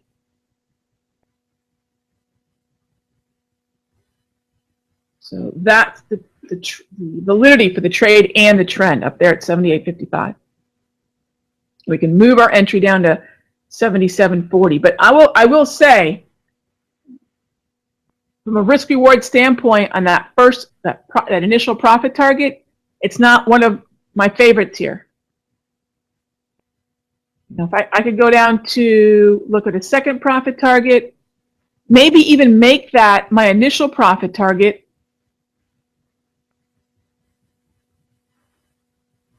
So looking at some of these candle bodies here, we could look at 76.10, step out in front of size, in front of the 76 major psych level. I'm absolutely fine with that. That could definitely be an option. And ultimately what I'm looking at is just stepping out in front of size, just getting out in front of those bids that are likely waiting at the 00 or even at the 05 level. Just stepping out in front of that just by a bit. And yeah, frankly, we could make this an initial profit target. And we could make the 76.50 an optional. Or we could make this the first and second profit target. So ultimately, your risk reward here on this Aussie US is going to be a risk of 78.55 to this 77.40 entry. So you're risking 115 pips, and your reward from 77.40 to 76.10, right? It's going to be 130, just in terms of looking at a 4-lot entry to an exit and a 4-lot entry, a 4-lot exit on either side. In other words, for those of you looking for that risk-reward ratio that I typically like, which is being able to get in with 4 lots or 8 lots at 77.40, exiting all 4 for a loss at 78.50, but being able to exit at a 2 at 76.10 and still have that risk-reward ratio balanced to a 4-lot loss, but a 2-lot profit, we don't have that here. So for those of you that want to keep a 1-to-1, you can definitely rock a 4-lot entry to a complete exit at either one, stop loss or profit target. If you play it that way, you're working within a 1-to-1. But that leaves you nothing for lower lows. And seeing how we're still uncertain what it is that the RBA wants to do they want a lower exchange rate more than they're concerned about the housing bubble? And we talked a lot about this yesterday. My TFFers, we talked a lot about this yesterday, which is, we talked about this yesterday or Monday? How much does the RBA hope that Janet Yellen is going to rally the dollar and therefore drive this exchange rate lower and take the pressure off the RBA to act? So if the lower exchange rate is what they want, and they don't want to have to cut because they're still concerned about the pockets of the housing bubble in Australia, there's a hawkish Fed and a strong US dollar then decrease the chance or even the necessity of an RBA cut. Yeah, it gets pretty interesting. So for those of you that are playing the Aussie, don't think that the Fed's decision isn't going to be watched very closely by the RBA, because this is an RBA that just held at the prior meeting after a 25 basis point cut before that and is debating whether or not they cut again. And that necessity may really not be all that imminent, all that necessary if the US dollar strengthens. It might take the RBA, take Glenn Stevens and company off the hook, which I'm sure they would love. I'm sure they would love. They get everything they want. They don't have to cut rates again, and they get their lower exchange rate. Okay. So, Bella, to your question there, that's where I'm moving the PLV on the Aussie US. And of course, you could play this through AD futures. You could play this through FXA, right? So that's how I would play the Aussie. And again, there's a kind of a two-part story here. How much, there's that RBA subplot, if you will. Kind of a neat RBA subplot there, moving past this Fed event. We still have our short entry in this market from the 78.45 level, which we just entered, at the beginning of March. Okay. So, Taylor, POV means point of validity, which is just a fancy way of my saying that's where my stop loss is, because I no longer believe the trade is valid beyond that point. All right, my friend? Point of validity. Point of validity stop loss. To me, the word stop loss means next to nothing. I think for a lot of people, they ignore stop loss because stop what loss? Okay, can I handle another 10 pips? Can I handle another $100? It becomes a very subjective thing. But I think I make it more objective in my mind. It's all a psychological game. I think I make it much more objective in my mind when I say, ooh, this is a point of validity. I don't believe the trade to be short on the daily Aussie US is valid if we start heading north of 78.50, 78.55. Okay. All right. So again, we know what our plus or minus is. We're ready for that increase in volatility. And then, really what we're hoping for is if we get an opportunity for follow through, or we're opportunistic and we get an opportunity for entry, great. And then we brace ourselves to the press conference. And then it's just kind of back to post-Fed business as usual. What have they left us with? What does this do to the dollar? Does the dollar trend continue? And here's the bottom line, gang. The bottom line is the US dollar trend is still very much intact. And I'm going to still try to follow the trend as long as it is. But the trick is taking advantage of those exhaustive moves to the downside and positioning my dollar longs up against US dollar index support. I think there's a pretty good chance we're going to see, if the weakness we're seeing is mostly a little profit taking on the patience removal US dollar rally. Okay. And this is just a little profit taking on that. And maybe a little bit of traders expecting Few traders expecting the removal word to stay in. I think the support area we're looking at is basically where we are right now, down to about 99.07. Those are just some recent breadcrumb lows. Okay, Laurel, you mentioned your dollar price movement range. It says 142. Really? 142? Okay, so my dollar range, let's actually look at the expected price movement range. Yeah, that's an interest. Let me jump on over there. I'm glad you mentioned that, Laurel. Let's take a look at, now I've taken a look at the historical, that 68% probability view. This is more of a historical view of the dollar. Now this is the here we go. This is the EPMR, which this makes a whole lot more sense to watch immediately in front of a high impact event. Oh, what'd you say? 142. Oh, point and figure. I thought it said PMR. Sorry, I just saw the P and just ran with it. I just saw P and ran with it. Okay. But just so you guys know, the expected price movement range here for right now shows, we're kind of in the low area based on the current volatility, but we know we're kind of also in guillotine syndrome. In other words, that wait and see mode.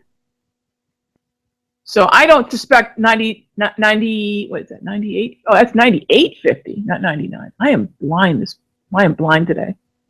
We're going into the third hour of chat today, and I think it's finally starting to take its toll on my very nearsighted eyes.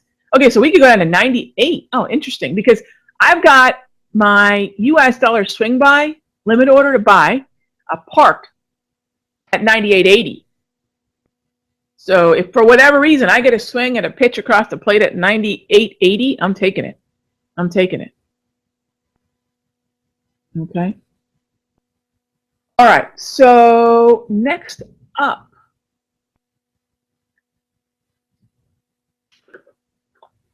let's just see where that Euro US is at.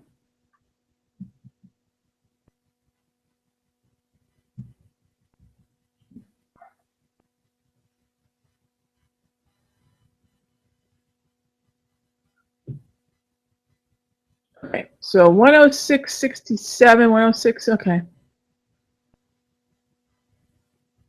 I've got an order waiting on the daily. Now, I can only get so aggressive on a particular time frame. I've got an order waiting on the daily at 107.75. I don't need it to get triggered today. Again, I'm not forcing a trade because of Yellen. If I want to take a trade on the Euro US, I'm actually going to go down to the 240, if I'm going to do it, and look for what I would call a distribution fade from 106.80. In other words, I'm looking at a sideways range, most likely, a sideways chop on that 240-minute time frame, and I'm just playing overbought, oversold here. Just playing overbought, oversold. So let's blow this chart up, zoom in a bit.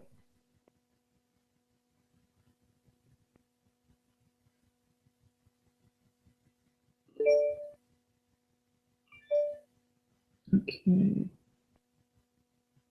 So 106.80. Taylor, no, we're still waiting on that one. We're still waiting on that one. You're right. It's a 106.80. We're still about 15 pips away. That's definitely within striking distance, gang. Now, here's the thing. I mentioned that if we were trading around 106.30 before the hot zone, the 106.80 level would be in play. And Taylor, to your point, the numbers that I show you on the spot are not interchangeable to the Forex, to the futures. Okay? They're not interchangeable that way. You have to find the coordinating level and really use the trigger of, say, an alert or an alarm on the Forex side to trigger the entry on the futures. So a 106.80 can't be applied to Forex and futures. Okay, Taylor, to your question there. So 106.80, and here's something else to think about. We talked about the Euro US having a plus or minus of a possible another 40 to 50 pips, 50 pips on the high side. If we were trading at 106.30, I'd be a whole lot happier about that 50 pip move to 106.80, but now we could get a 50 pip move from where we are right now. You know, we're still 30 minutes from the Fed and then another hour from the press conference. So if we get that move to the upside, we get that kind of volatility, I would suggest everybody who's looking at 106.80 be fine with that, but maybe even contemplate thinking, you know what? I'm not out of the realm of possibility of seeing 106.95. I know it's only 15 pips. I do realize that, but I don't think, you know, and you could even divide whatever your remaining lots are between 106.80 and 106.95. And I think it probably makes sense to also consider a 107.25 point of validity on the fade here. So we're talking about a Euro US, again, Forex side, the spot side, okay? I'm looking at a 106.80, but I'm also looking at a 106.95 with 107.25 as my POV. So again, a lot of this is done right before the hot zone because we want to see what's within proximity of that hourly PMR. You know, how far could we go? And you know, the more comfortable you are kind of knowing your levels, but factoring those hourly PMRs within, say, even a 15-minute window, even better. Even better. All right. And I just want to encourage everybody, if you have any questions, type them in. We're going to be wrapping up here in about 20 minutes. And I have a very odd, it might seem odd because I know a lot of people, they come to the desk at 2 o'clock. Let me give you a little background on how I like to handle any kind of high impact event, really including non-farm payroll. Okay? And that's this way. I like to do all my assessment well in advance, know my hourly and daily PMRs well in advance, put my levels in well in advance, figure out what has proximity, and then walk away. And then absolutely walk away. And what do I mean by that? My walking away entails getting out of my office because I already know what my decision levels are. The Fed should not change well, it might change my strategy if there's enough volatility, but the Fed really shouldn't change my entry levels because that means I'm trading the event, and I don't want to trade the event. I want to let the event close the distance to my targets. And if it's not this event, maybe it'll be another one. If it's not today's price action, maybe it'll be tomorrow's price action. You know, one of the things to remember about that Aussie US that I just talked about here at the beginning of our chat here, for those of you that are just joining us at 1 p.m. Eastern, one of the things to keep in mind is I've got an event, a high impact, high heat hot zone, as I like to call them, tomorrow. The Aussie US isn't all about the Fed, not even close, right? I've actually got, if you take a peek here, RBA Governor Glenn Stevens speaking tomorrow at 10 o'clock. If the Fed doesn't close the distance, that could. If the Fed closed the distance, that could give me the follow through. So remember, there's two stories. You know, trading Forex pairs means there's two individual currency stories. So I think a lot of people put a lot of weight on that US dollar and think, wait a minute, stop for a moment and say, we have the EU Economic Summit. We have the LTRO tomorrow. There are then possible Euro drivers. There are possible Euro drivers for some of these trades. So for those of you thinking, well, I don't want to be that close then. You know, if you're telling me there's other factors that could affect the Aussie US or the Euro US, then a lot of you will say, you know what? I'd rather just let those events try to close the distance for me, and I'll go to the daily. And I will say, by and large, by a landslide actually, my best trades are typically on the daily. I have success on the 240, but not to the win percentage that I do on the daily, no doubt. Okay, no doubt.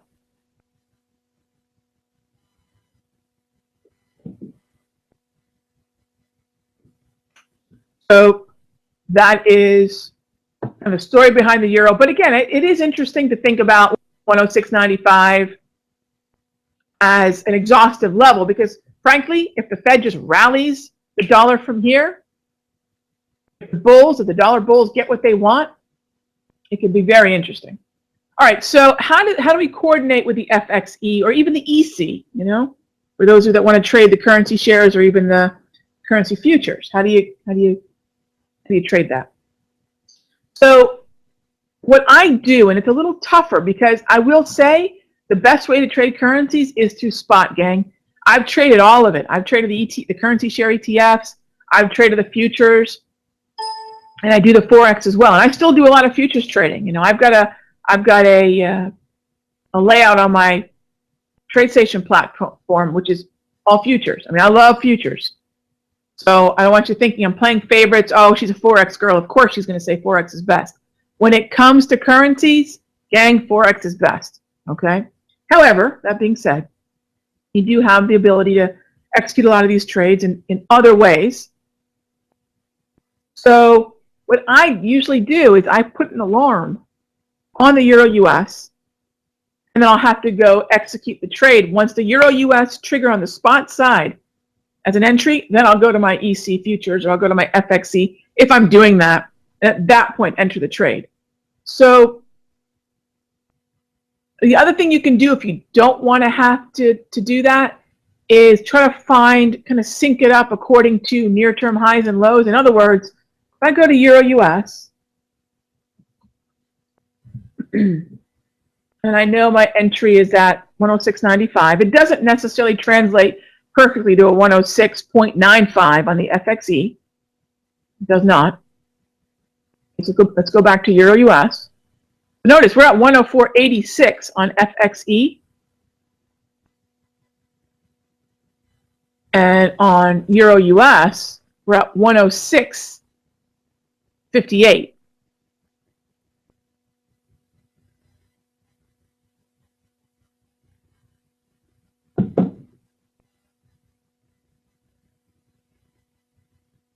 So if I'm looking for a level like this here, my best bet is to try to coordinate the day that we were crisscrossing this line, try to figure out if there's any sync to the FX. It's a little harder, I will say.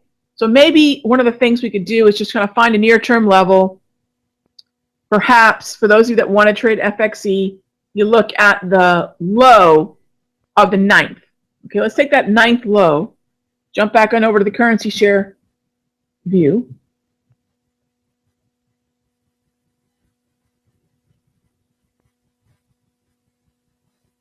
Go over here, take a look at the 9th, and just go a little bit lower than that and see if you can find a major or minor psych level. Not perfect. It's not as good as just setting the alert on the spot and then going over to the currency shares or the futures. But I want to see what this low is. I think that's the 9th right there. And that low was, that's the 10th. I want to use a 10th actually. 9th, 10th, low was 105 and 106. Interesting. Okay. Yeah, 105.20 would probably work fine. 105.20 on FXE, but nothing beats just using the alarm on the spot side. If we're just kind of using approximate when we jump over to FXE. Now, you can also use the 106 handle here. That's where the 34 EMA low is at. That 106 right here. I'm fine with that too. 105.80, 106. Yeah, I'm fine with that. But 106, so 105.95 would work as well. All right, for the FXE. But again, my primary chart of analysis for any currencies is going to be spot. It's just a larger market. It's where the mass opinion is placed, right? Okay. Becky asked, what are my, oh, and Todd, to dollar yen, I'm actually leaving dollar yen alone right now. If we do get more dollar weakness, by the way, let me just answer that dollar yen question here. If we do get more dollar weakness, that means we're probably going to see Dow strength, right? And your dollar yen will then move up higher. In fact, your yen will probably sell off, and most things will probably gain on the yen. If they're a somewhat currency strength story, dollar yen would definitely do better, because Dow weakness would probably mean the dollar's going higher, because they have that inverse correlation as people throw a tantrum about the eventual rate hike. And what I would like to do, and I do have a couple, I don't have as many as I'd like, but I have a number of 18,000 strikes that I want to, calls that I want to buy. And if we head down to that 17.5, if we sell off again into the weekly support, I want to employ that weekly trend follow that I do with options. And that would mean it's really just a swing trade, but instead of buying YM or DIA, okay, I want to buy a call option there. That's what I'd rather do. So on that weakness, I'd like to buy some. So if we get that, so I would, in my ideal world, the dollar gets back on track, patience gets removed, we start to see higher highs on that consistent basis again. So that dollar gets its swagger back, and we see another sell-off in the Dow. And really, I'm overall a bull. I just want to see a little bit more weakness. I buy a call, more calls. I already have a few. Buy more calls into that weakness. 18,000 strike, and I'm looking at a couple strike prices, but I have a couple 18,000s right now, and that's what I want to do. Okay. So I was mentioning what I do to kind of make sure I don't micromanage these events. I get out of my office, and this is the best part. I go see my acupuncturist. So not only am I laying on a table away from my office, but I'm full of needles. There's just no way I can even get to my phone. Can't touch it. So that's the way I like to make sure. I've got all my plans laid out. I know what I want to do. Either prices come to me or they don't. It's too tempting to chase. It's too tempting to tweak. Mistakes happen in that volatility. You get caught up in all, my TV is off. I don't even listen to what Hampton Pearson has to say anymore. I don't want to hear the spin. I don't want to hear the noise. I can just gauge it by, already have understood that there's probably a patience removal rally baked into the dollar, and that's the bigger risk. So that's, even though, Todd, you asked me about dollar yen, until my Dow, and I think I mentioned this a few times, but I really do stick to it, until my Dow starts to look more 12 to 2, I'm really uninterested in anything in the dollar yen. I need clarity in the Dow to want to trade those yen pairs. Despite all the strength in the US dollar, or the more strength that we could see, I like to see my Dow and dollar yen synced up in terms of that kind of complementary market trend clarity. And until I get that, I'm usually pretty hesitant to play. The last time I played dollar yen and Dow, they were very small positions. They were very, positions, because I don't have that complementary market trend. It's not synced up there. Okay, so that's dollar yen. And there was a question about gold. So let's head on over there. And then I'm going to wrap everything up here, gang, because I've got my date with needles. I don't want to be anywhere near my computer. I don't want to be anywhere near my computer. You guys know my lines and levels here for the event. My TFFers, we've been here in the room for about 2 hours now. So we're completely prepped. My SO peeps, we are looking at where I can take advantage of either follow through in that dollar or where I can be opportunistic. My story about gold is basically this. In this area between 1140 and 1150, I'm actually looking at, I've been pricing. In fact, this inside day has been pretty good to me. I've actually got a handful, not as many as I'd like, but I've got a handful of call options. That way, if I'm completely wrong and this thing moves lower, if it moves lower to 1140, I'll probably get filled on some more call options. But I've got calls with time to expiration. So the volatility today, my risk is known and it's limited. If we rally up to 1190, 1200, I'm going to swing short the gold market. Okay? In terms of my playing gold, I haven't been a big fan. I just really haven't been a big fan. I know there's a downtrend, but I'm really not at the decision levels right now where I want to really get too aggressively long with the GC. I'm okay getting long with options. That's the way I like to control the risk here. Today's kind of quiet inside day. gave me the opportunity to get some of those fills. Between 1150 and 1140 is where I start to do that shopping. We get up to 1190, 1200, I'm going to realize profit on those strikes that I have in that area, and then I might actually sell GC or GLD. Okay, so that's what I'd like to do there. All right, traders, so that's what I'm doing in front of this event. I've shown you my spreadsheet. I've shown you what I'm looking at. Dollar patience rally. You know, the big question that we want to know is, one, does patience get removed? Two, was there already that patience removal rally, and the weakness we're seeing is some profit taking into the Fed? Are there traders who are thinking that there may not be the removal, hence they're selling the dollar? Other question is, what do I do with the Dow? I'm being very opportunistic. You know, my opportunistic scenario is dollar strength, Yahtzee, I get some follow through, and then I want to get some more calls into some Dow weakness. Everything in my book has some kind of bearing on what the dollar is going to do, whether it be my euro short and the euro pound and euro US, or whether it be my dollar buys against the Canadian dollar, Australian dollar as well. So there's no avoiding this particular decision.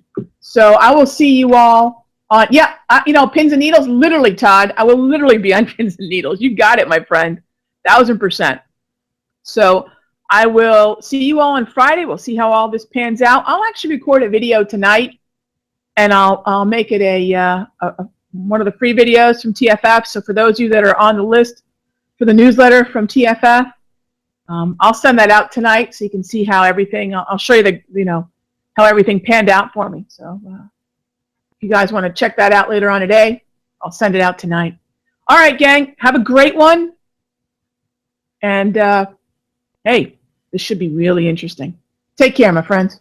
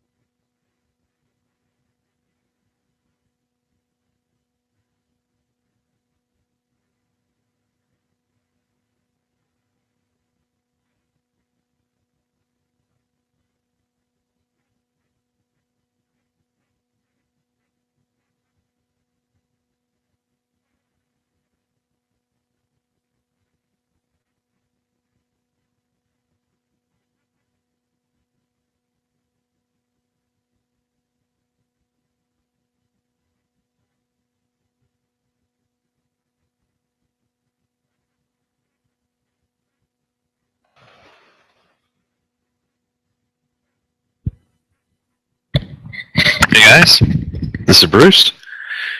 Gonna jump in here just a minute or two early. How is everybody doing today? Hey Daniel. And Tony, I know you're on here too. I appreciate you willing to jump in. Absolutely feel free once the announcement comes out. I'm not really expecting, maybe I'm one of the few I'm just not expecting that much out of this announcement. So we'll see.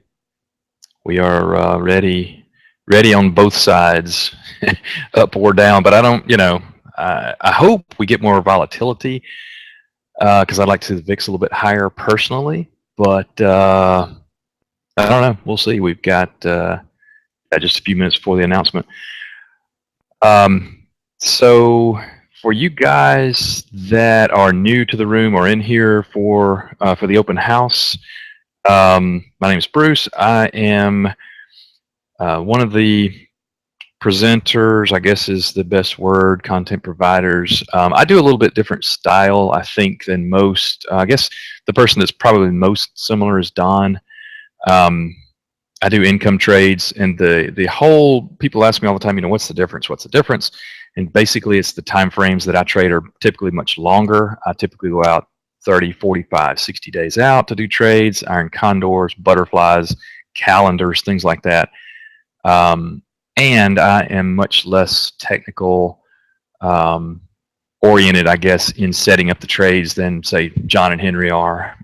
So that's the difference in the way we trade. I'll go through some trades. We'll look at some setups and things today. So we will get started in a minute. I'm kind of I'm watching the clock here to see if we get any kind of knee-jerk reaction. And typically if there's something drastic, I guess you can get a knee-jerk reaction. But a lot of times there will be a digestion period, I guess, from a Fed meeting. It may not even happen today. It may happen tomorrow. When you start seeing some movement start to accelerate, I kind of don't think we're going to see a lot today, but we will see. Hey Bob, hey Jim. Yeah, it's good to be back. I've been on the road the last several days, and I'm trying to get caught up on emails. So you guys that have emailed me, bear with me. I sent out quite a few this morning. Just trying to get caught back up. So good to be back. Yeah, and Skydiver Jim. Yeah, we've got a trade in URI that it is all over the place. Pretty light volume. It is definitely not looking good from a technical standpoint. Or, well, I guess from a fundamental standpoint, it still looks pretty solid, but yeah, it's I like the company, and I did hear John this morning say if trade's not working, throw in the towel, and we're close to that point on this trade. I like the trade. I like the setup. We have a put credit spread. So, okay, Barbara says they dropped the word patient. Yeah, I was wondering if if the Fed didn't just read all of what the analysts were saying to get their to write the script for them, because that's all that they've been saying the last week. Rate hike unlikely. Yeah. The thing about it too, I read this morning also that we may even get more quantitative easing, because the Fed cannot. Well, let me see how to put this. The Fed does not need to raise rates, especially quickly, because they can stall out this economy real quickly from the the real estate standpoint, and a lot of the driving force behind the recovery. So there's a very fine line here. Yeah, and Tony, just buy gold. Yeah, I agree. Yeah, looks like we're getting a little. Yeah, I've got the Dow here. Looks like we're getting a positive movement, at least in the Dow. The ticks S&P. We had a, I'll show you guys this for you guys that were in this trade with me. We did we had a rut iron condor, and that doesn't look right.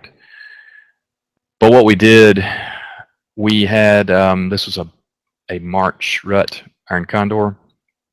This morning we went and closed. I closed out the call side just in case. We were pretty close on the call side, and if we were to get a big gap up here, I was a little worried about that call side, so we closed it out. We've got a really, this is only half the profit. We've actually rolled this one twice. We had on the call side and a put side, and we closed the put side, sold a new one, sold the call side and a new one too. So we've got, I think we've got about close to $2,000 profit in this particular one. But I wanted to go ahead, just in the event that, you know, that we were to get a gap up here on the upside, I wanted to close that. And I know some of you may have kept that on, but you know, it does look like we're getting some pretty good, you know, 11 points so far in the ES. So we shall see. Yeah. Yeah. Michelle, I had to go up to I think 22 cents to get that filled. I was looking at it this morning, the mid was at 17 and I was at 22 and I got filled at 22. You know, at this point, Michelle, I would still, you know, rut's only up $1, $2. I still would feel better closing that. So I would definitely feel more comfortable. Now, the expected move in rut is about 16 points, and we were about 30 points away. You could hold tight. You could wait another day and try to, you know, let it ride if you're still in it.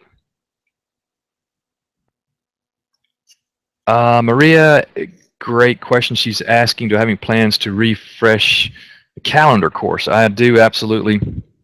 For those that don't know, I did a class on trading calendars, but it's been a while. It's probably over a year ago, and it does need updating. The basics, the mechanics of the trade are still the same, but I wanted to update it with new information, new trade setups, a little more current, I guess is the best way to put it. And I do have a class coming up on April the 8th, right here. On April the 8th, I'm going to do, I believe, a double calendar class, which I really like. Those have been working pretty well for us this year. We've had several trades that worked pretty well. So, all right, so we're starting to get some chop here in the market. You know, we went up to 11 and a half. Now we're only up 8. So this is good. I like this. I like this kind of market. Chop is good, and I would like to see, you know, vols are coming down a little bit. I'd like to see them going back up the other way, but we can still work with that. Yeah, Rakesh. Yeah, we you know, we had a FedEx, we had a put credit spread on FedEx ahead of earnings, and we added the call side on trying to kind of defend that trade and trying to make some money out of it. What happened is we started getting some pretty sharp movement on the upside on FedEx ahead of earnings, and I was afraid that we might get blown out of the upside, so we closed out the upside on Monday, and then yesterday we closed out the put side ahead of earnings. I just did not want to hold. I didn't want to hold the trade over earnings because in the iron condor that we had, it was a little tight. The expected move was about $6.50, and I was afraid we could blow through either side on our iron condor. As it turns out, FedEx has not done anything. Would have been great to hold it, but yeah, Rakesh, that kind of that always kind of it's frustrating when one does that. It just sits there. Vols drop. You know, you see this after earnings, of course, vol drop. And if you sold premium, that's just a great win for you there. But we closed out. It's always better to me if you're not sure, go ahead and take the risk off the table. And I looked at taking some of the contracts off, like 2 to 5 contracts off, but then that really just makes the risk reward not look good at all. So did not do it. Took it off, took the risk off. So, and for you guys that are new in the room, I probably mentioned some of these trades that we are in. I'll tell you real quick how that works. We all talk about trades, and I don't post many trades in the room here when I'm presenting in the room. We talk about a lot of setups, and I show setups. But I have an income service where we actually do the trades in the service, and so we talk about some of the trades here in the room. As a matter of fact, I'll show you guys real quick. This is the one for today.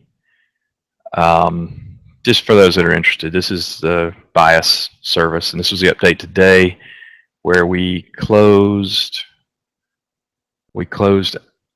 our RUT call side, our NDX put side. We still got an open order there. And for those that have not seen the write-up, this is a write-up, that's the daily write-up for today. And, kind of what we do, these are the 2 trades we did today, and a short little write-up about it. So that, that's my 1-minute commercial on bias. But also, I want if we're going to be talking about trades in the room here today, I want everybody to know kind of what we're talking about, what we're looking at here. So, Aaron, I do not have any positions on USO. I haven't traded USO lately. I probably should have. I looked at the whole sector very closely over the last month or two. I just, we've got, well, I'll show you we've got a little trade in Holly Frontier. We did an iron condor here that will expire Friday for full profit. We're dead centered here. We're going to get full profit. This is the kind of trade that I like to do. We legged into this trade. We sold the call side after earnings. Stock rallied up pretty hard. We sold the call side. Started coming back down. We sold the put side. The reason I like this trade, or a trade like this, tiny margin, $1,000. We're going to make, $550 on $1,000 of margin. Very low risk, very good reward type trade. Our max, if you notice here, our max risk on the trade is $450, and our max profit's $550. I love it when we do trades like that. And we were able to do this on UPS trade in January or February, I think. And I like doing those. Those are what I consider a stealth trade, where you have a 1-to-1 risk reward ratio, or better. This one's actually a little bit better, but Holly Frontier here is one of the, I think this is the only oil sector services, any kind of thing I've got on at all, Aaron, in oil. So I really have wanted to dabble in some of these other ones. We did several trades in Devon Energy last year. I've looked at some of the majors, Exxon, Chevron, ConocoPhillips, that kind of thing. A little bit tougher to do anything there other than selling maybe cash covered puts, things like that. And so I am eagerly watching it, but haven't done anything lately in it. Rakesh is asking about new April, May trades. I looked at setting up. He's asking specifically about Apple. Apple is going to be listed on the Dow. I looked at trying to set something up here. let's see. I think I did that this morning. Let's take a look at it.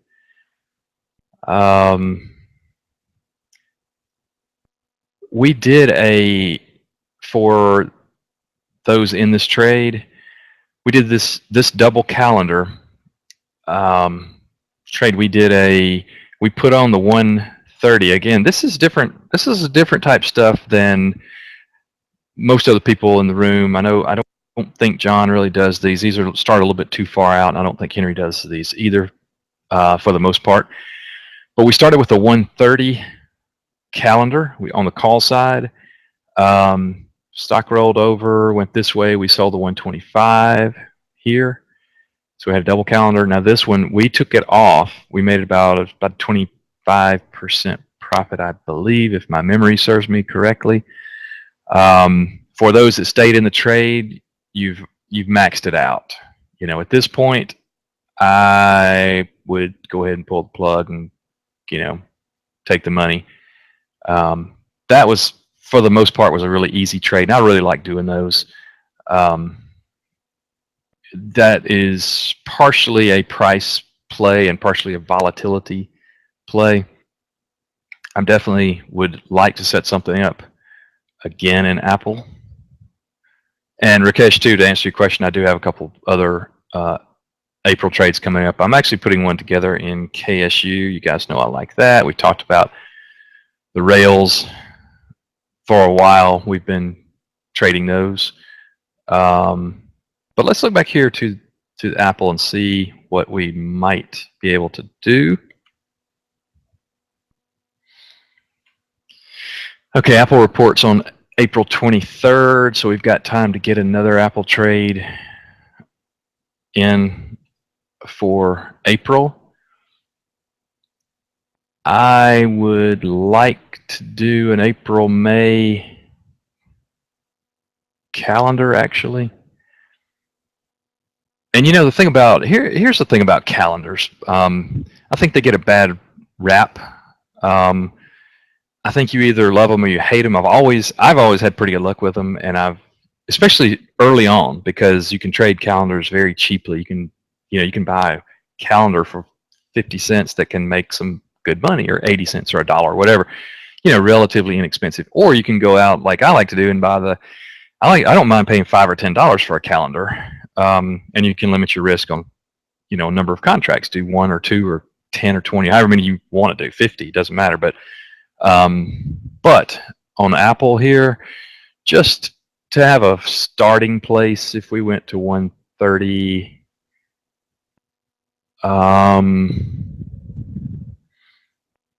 I'm not crazy about the skew on this, but let's look at just for fun anyway.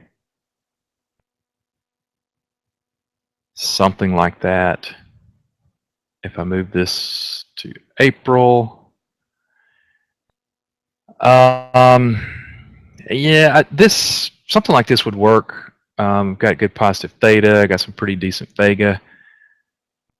I don't like the skew on this one as much. This is 240. This should be about $1.80 in my opinion. $1.80, $1.90 would be a better entry point. The skew is a little off on this, but we'll see. Yeah, and Lee saying he never did well with calendars. Yeah, that's the thing about it. You know, calendars can be tough. They're a pretty gentle type trade normally. What you've got to watch, you know, the slope here of our trade line today is pretty gentle, but what you've got to watch is a gap. You know, you get a gap here that puts you outside, you know, you get a 10-point move, well, all of a sudden you're down, you know, $800 before you know it. If you're not watching it, not careful. You know, again, I like to do double calendars, give you a lot more room. They're more expensive. There's some nuances and tips or tricks to them, to setting them up that can help you. But either way, they work pretty good. You just have to kind of stay on top of them. A lot also goes into the if the setup is not right, for example, if the skew is off, if your time frame is off, if you pick the wrong vehicle, meaning something that's too volatile. Like I would probably never do one on Priceline or something like that. It's just not the right type stock to do that. You want something that's a lot more calm. So let me look. Let me look at some of these questions. Tracy's saying you can't get out of a broken wing butterfly due to the spread being so large. What are your suggestions? Tracy, you can, one of two things. If you are out of the money, obviously you can let it expire. If you're out of the money, if you're in the money and you need to close it, you may need to just keep giving in. But before you do that, here's what I would do. I would start, if you say, for example, if you have 10 contracts, try one contract and just fish. Whatever the spread is, give another penny, give another penny, give another penny. At some point, it will fill, and then you'll know where the live market is, right? You can scale out 1 or 2 contracts at a time that way, or last resort. You guys have been in the room with me for a while, know that I do not like breaking apart trades, but you could break it apart. Close each side out separately. I don't like doing that because if you are not pretty fast in your closing it out, and the stock starts moving around on you, you could turn a winner into a loser pretty quickly. The other alternative is if you're pretty far out of the money. One, I would worry much less about it, but you can always close out some of the shorts. When your butterfly gets to be far out of the money, one side's going to be worthless and the other side's going to be worth more.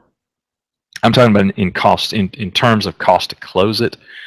So you can close it in pieces, like I said, and leave you'll have one side that's worth a penny or something, and you can just leave that one alone. A long side, that's you obviously have to close the shorts, but I just don't like breaking them apart. I've never had great luck doing that. So I hope that makes sense. I want to talk about the Costco trade. When I was in here last Friday, I think, or maybe it was Wednesday, we talked about Costco after they reported. Yeah, Don is saying Facebook and Costco are jamming. Yeah, we talked about a trade in Costco. I don't know if any of you guys did it. Let me look at that real quick. Did any of you guys do this Costco trade? We talked about it in the room here. I went in, I'll close some of these expired butterflies and things out. We were looking at a lot of different setups here for the March 1 expiration.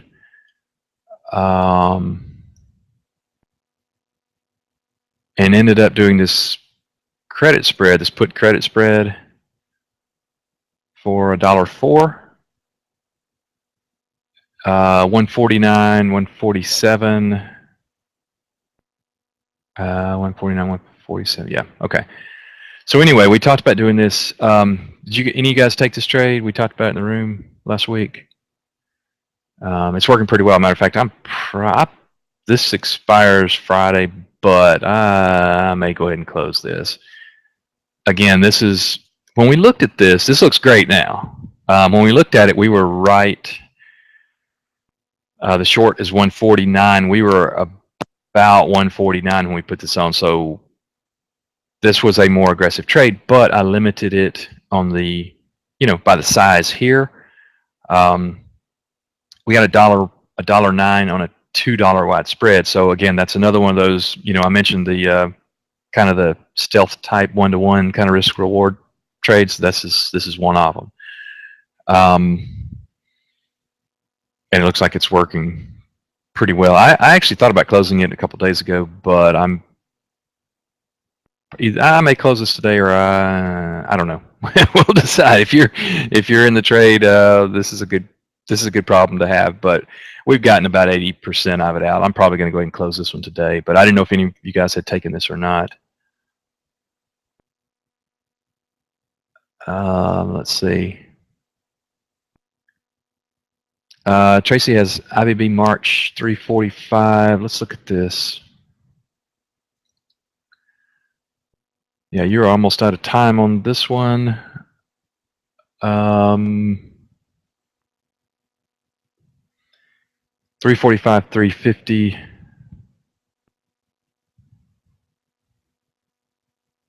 345, 350, 360. Tracy, I don't know what you paid for this. Okay, and also for you guys that are in the open house today, one thing you may have noticed, I spend most of the time on the Analyze tab here. It helps me. I'm more visual. I need to look at the trade, see what it looks like. You know, this helps a lot of people it doesn't. I also rely primarily on the Greeks, you know, here to tell me what to do with the trade, what's going on with the trade. Tracy, again, I don't know what you paid for this, but I'm assuming you paid a lot less than $3 for it. But if you've got any profit, obviously you need to close it, because you could get some upward pressure on this thing and kind of blow you out of the trade on the upside. One thing too, okay, wow, like 12 cents. Nice.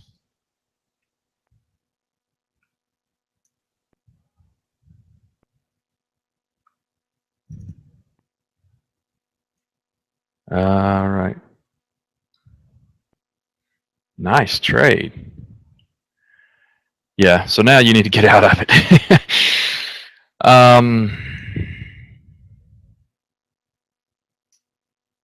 I would keep, here's the thing on IBB, and we'll look at this, 345, 350, 360. Little volume there, nothing there, nothing there, very little open interest. Yeah, your spreads are going to be wider. Unfortunately, you're probably just going to have to keep giving. And I would try to, I don't know how many contracts you did, Tracy, but I would try to slice them off, do one or two at a time. You might have an easier chance getting fill there. Yeah, that's one contract at a time. Sometimes that works better. So, I would try that first. You could, I was thinking of a way you could stay in the trade and defend it, but the problem is this expires on Friday. You really are going to have to pay up to get anything to protect it much. Even if you went out for another week or so, you've got, here is the problem. And I know you're aware of that, your big negative delta. And here is your risk out to here in 2 days. If we got a good move could blow you out of that thing. I would try to shave one contract off at a time, just because there's just not a lot of volume here. And I love IBB. We've traded IBB many times. I wish, if IBB had volume like SPY, we'd be trading it like crazy all the time, because you can make money with it, but it's just hard to get in and out of, especially on the butterfly, unfortunately. So I don't really have a better answer for you there.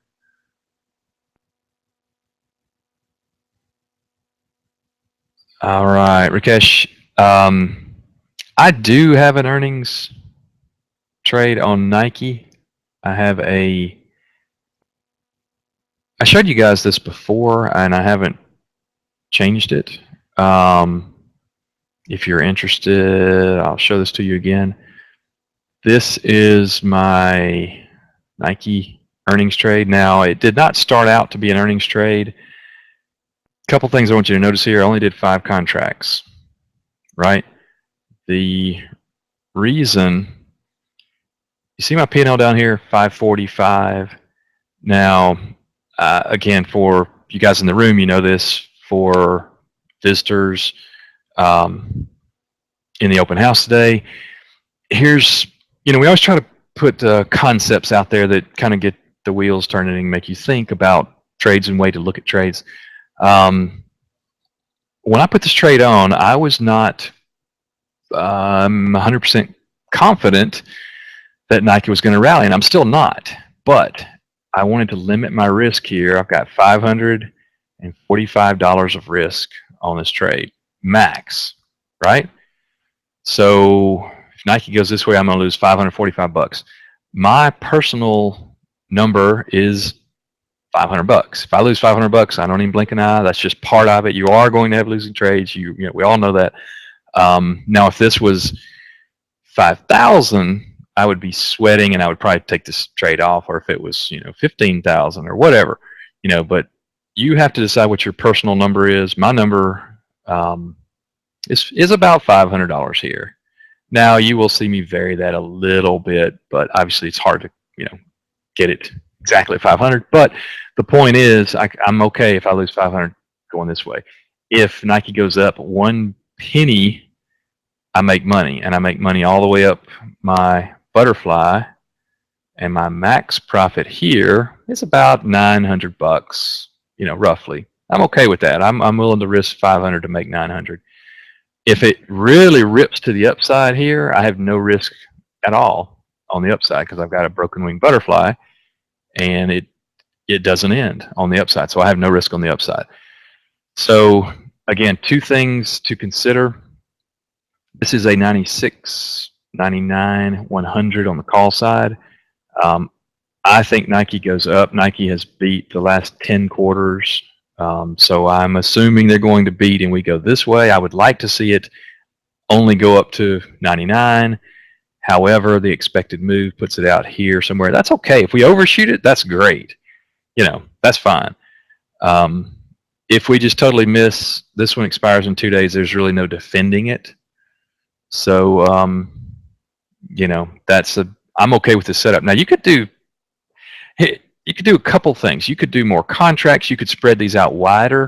In other words, you could do, 105, 99, 93 or something like that, and spread this butterfly out wider, and make more money. But you're going to pay more. I think I paid, 30 cents for this, or let me look real quick.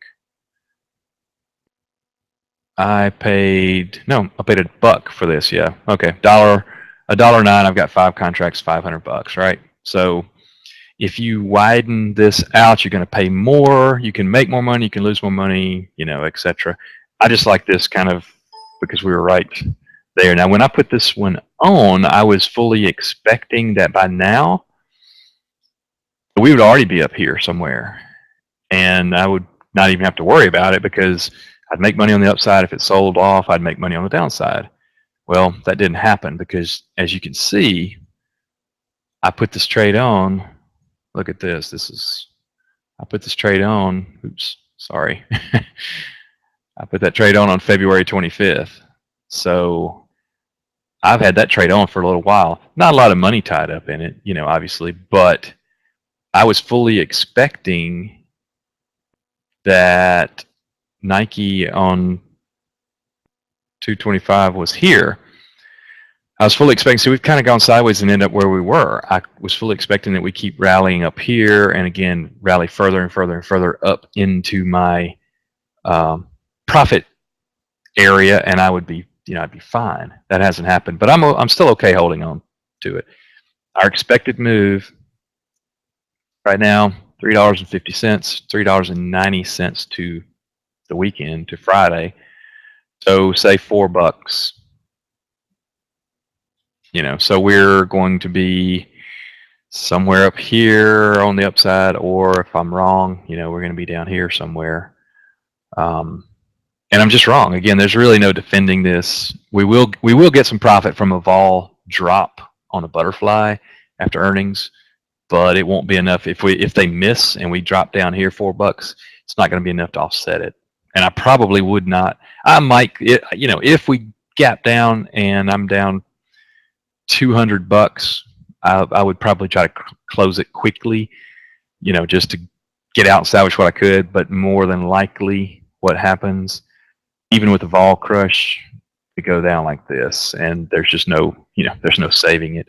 But anyway, I'm glad you asked me that because I did want to show that. We always talk about earnings plays and all that kind of stuff. Like I said, I had not initially set this up to be an earnings play, but I'm still in it. And for you guys, if you want to jump in, you can still get in roughly about the same price that I paid for it, because it's basically flat. I'm up $37. So we shall see how we come out tomorrow on that. Earnings are tomorrow. So, all right.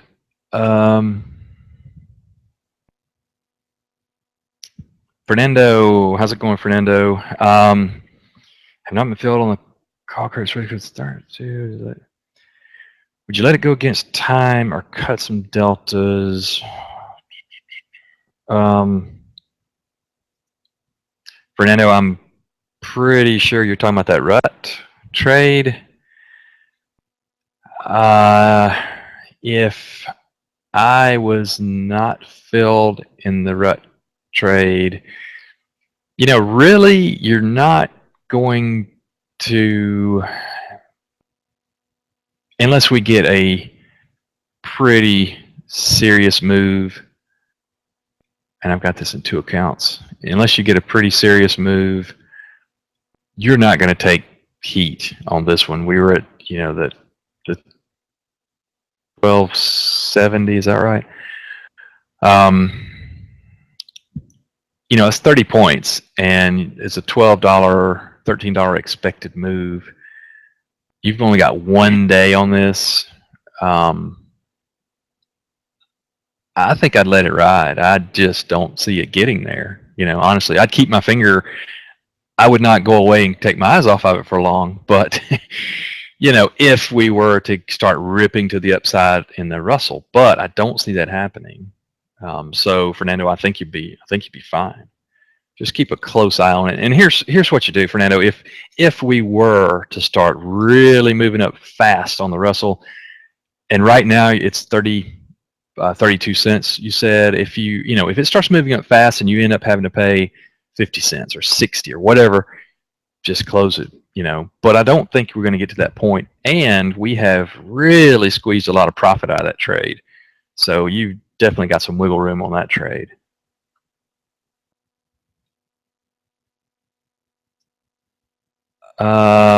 Wraith, any words about HFC expiring on Friday? The call side, not at this point.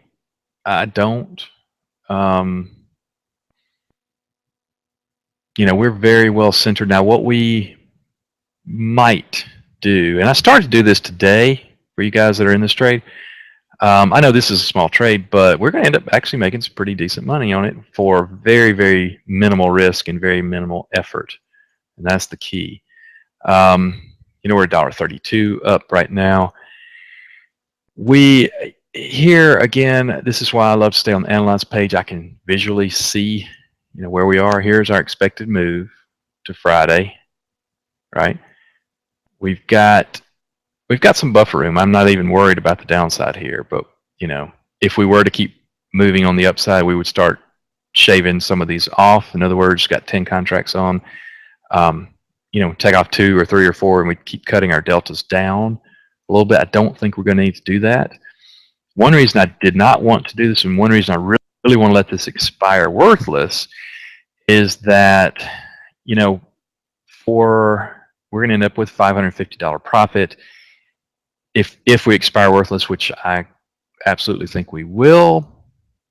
But I don't want to pay commission to close this thing out, because, you know, the way there's a give and take, or a love-hate relationship or whatever here, because we had just minimal risk going in here, and we could have widened out our strikes, you know, from 1 point wide to 2 or 3 or 4, and we could have used less contracts. You know, a lot of different ways to do this. In looking at the volatility, what we were selling, what we were buying, the 1 points worked out better. If we can let it expire without spending commission, that's, you know, that's ideal. If we have to, we will, but at this point, I don't think we're going to need to. So we watch it closely. All right, let's see. Yeah, Fernando. Yeah, I figured you were talking about that rut.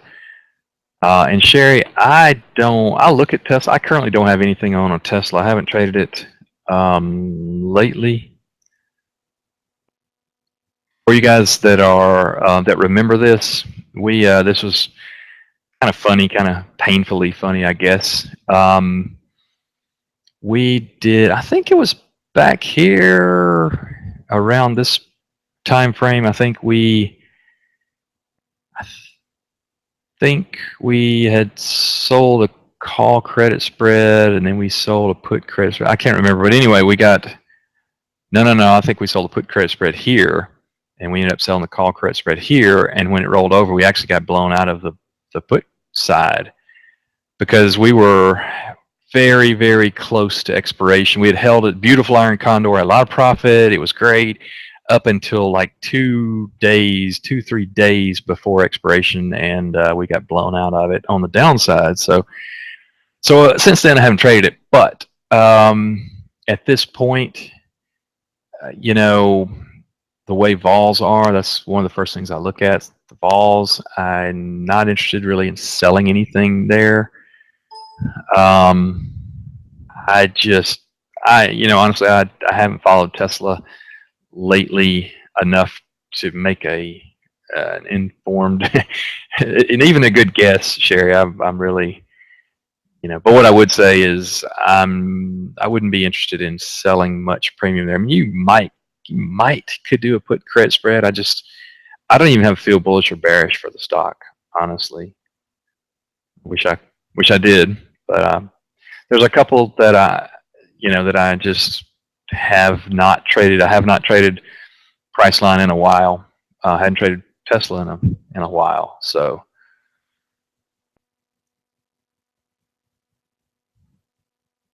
all right, let's see what we've got here.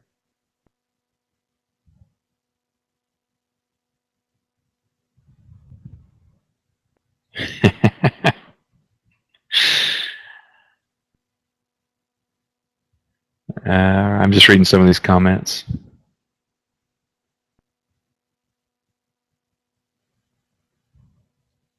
Let's see.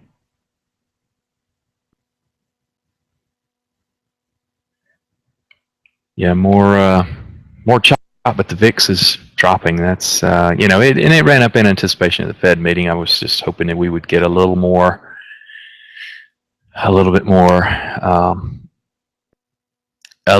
of the VIX, but doesn't look like it's going to happen.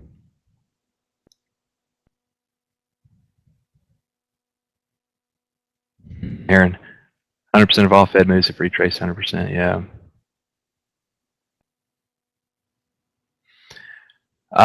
Lee is asking again on our HFC trade. Lee, here's the thing. Here's the trade. Depending on your commission structure, we're basically at max profit. This was just a fun little trade. It's real easy. I like the low risk trades like this. If you are uncomfortable, I would definitely close it. You could start shaving these off, like I was talking to Tracy about. You know, take off. You did this setup here. You know, you could take off 1 or 2 off of, you know, maybe off either side.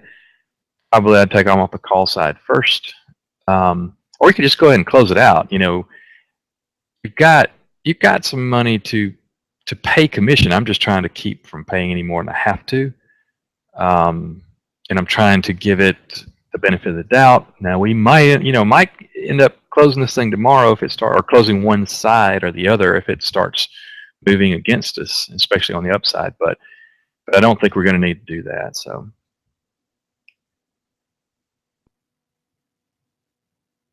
And total profit is on that trade will be $550.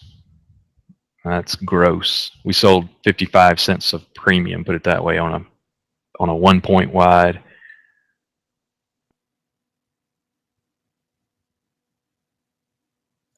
Let's see. Michelle has a great question, and also Lucy. Okay, we start. This is another trade that we started a little while back. We started an iron condor here, SPX iron condor for April, and we had the call side on, and we've already closed it. So this P&L does not reflect the.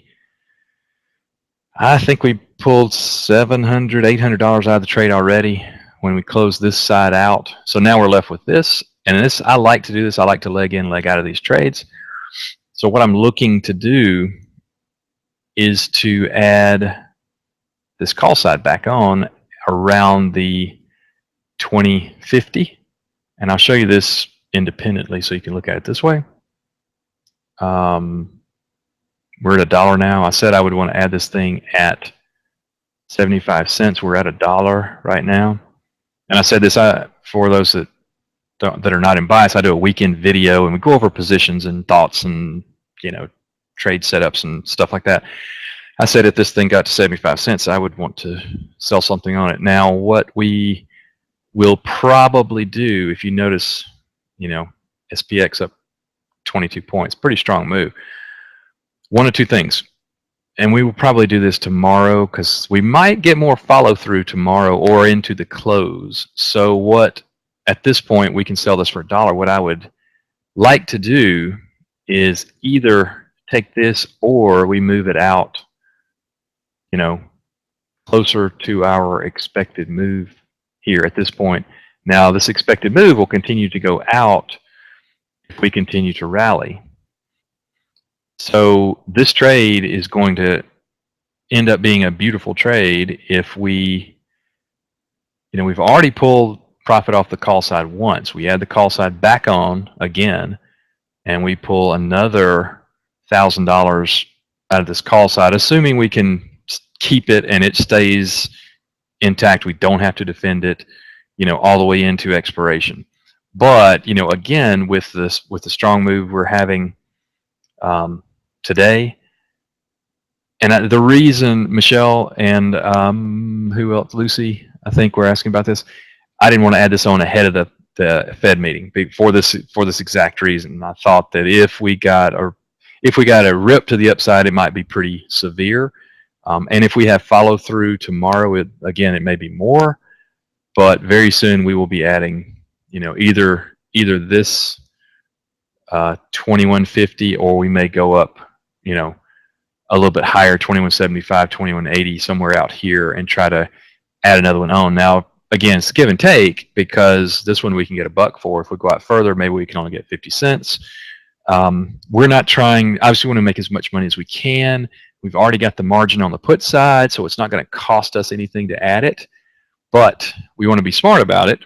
$1 is better than 50 cents. However, 2200 is better than 2150 when you're talking about, capping your upside. So we've got to be careful. So what we'll do is we will see if we rally into the close, see if we rally tomorrow. We're kind of in a really sweet spot here, because if we stay around where we are right now, VIX is already dropping. VIX has dropped $1.50. But if we stay around where we are right now,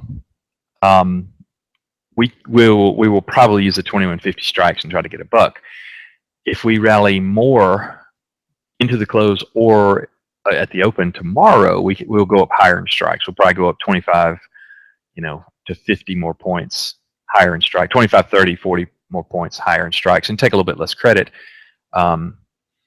if we start to sell off a little bit, there's a pretty good chance the VIX may tick up a little bit, and we could still get $1 or close. Maybe we only get 90 cents for the 2150s, but that's all in working the trade, back and forth and back and forth. But again, I'd been waiting on this, the Fed meeting before I did anything. I've gotten several emails on when are we going to add this, when are we going to add this, and I've been waiting till today, and we see how we go into the close today, and then we add tomorrow. So, all right.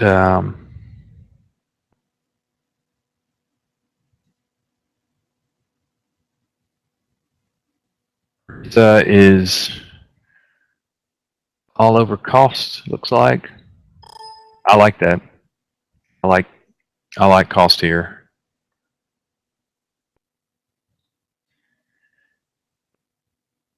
Let's see.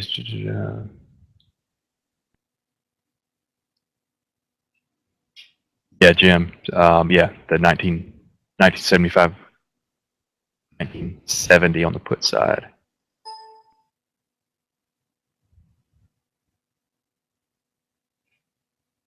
Let's see.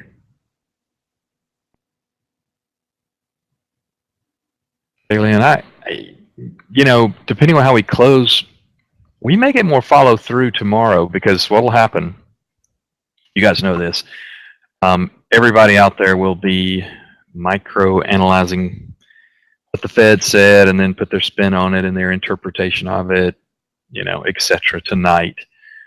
It's going on right now, but it, into the close tonight, tomorrow. Friday's expiration, we typically get a lot of chop.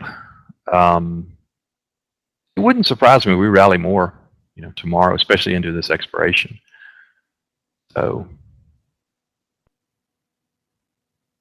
be some good setups. I've got a handful of setups kind of ready to go, but I just did not want to put anything on really ahead of this Fed meeting, because in the event that we get some kind of wild gap, either way, I don't want to put a trade on right in front of that. So,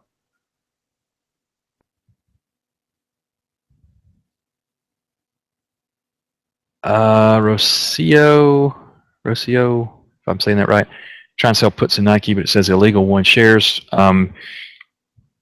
You are probably, there's a couple things that you might have going on. Depending on the size of your account, you may be selling more than you can in your account. But what I think is probably more likely is you got the setup wrong, I think. I'm not sure, but whenever it says illegal 1 shares, because that comes up all the time, I see that, I see it all the time. You've got something naked somewhere that's not covered. So go back and double check your order and make sure that you're, that you may be trying to leg in or something like that. I don't know, but it sounds like whenever you get that, it sounds like you've got something naked that's not covered. And if Don is still here in the room, he probably could tell you better than I could on that. And David, yeah, or you may not have enough cash to cover if you're just selling, cash covered puts or whatever.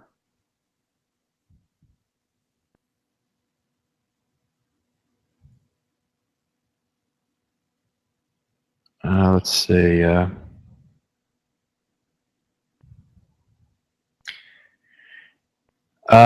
Kim went up by half of the PX trade now and half later. That is a great way to do it. The main reason, Kim, is that I've got this trade in bias, and I don't know, Kim, I don't know if you're in bias or not, but I don't ever enter trades myself until I actually post them to bias so that everybody can, everybody that's following can see the trades. And this late in the day, it's hard to send out an alert and get emails out to everybody and so forth that, that some may or may not get it, and then you get some people that are filled and some that are not. That's a big part of it. Sorry, I had to drink some coffee. So that's a big part of it. And the other thing too is I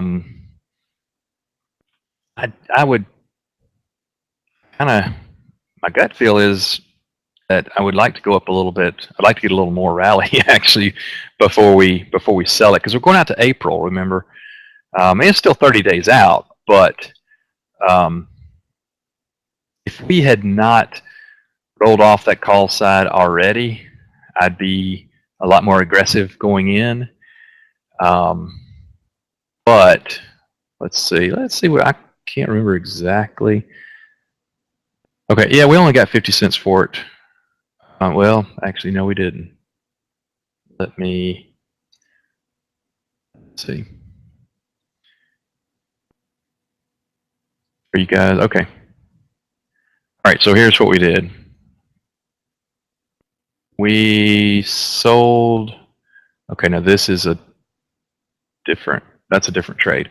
Okay, on the call side here, we sold the 2180, 2185. We sold it for $1, and then we added on the put side for 50 cents, and then we closed that for 15 cents.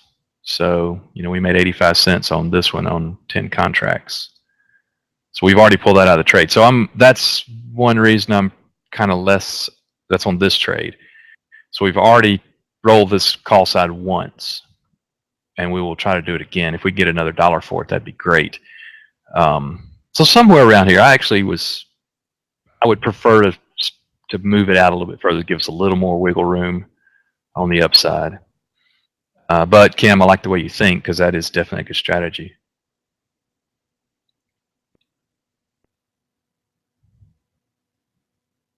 Lucy, nice job. She's talking about the FedEx trade that we have.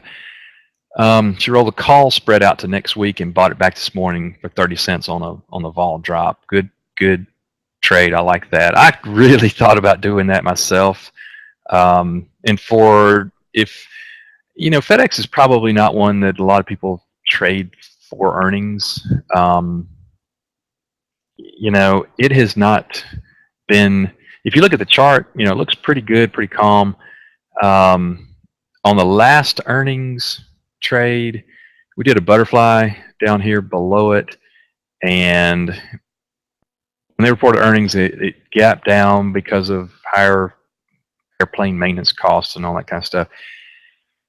We ended up closing in and immediately turned around and ripped back up to the upside. It would have been in full profit if we would have kept it, but we didn't.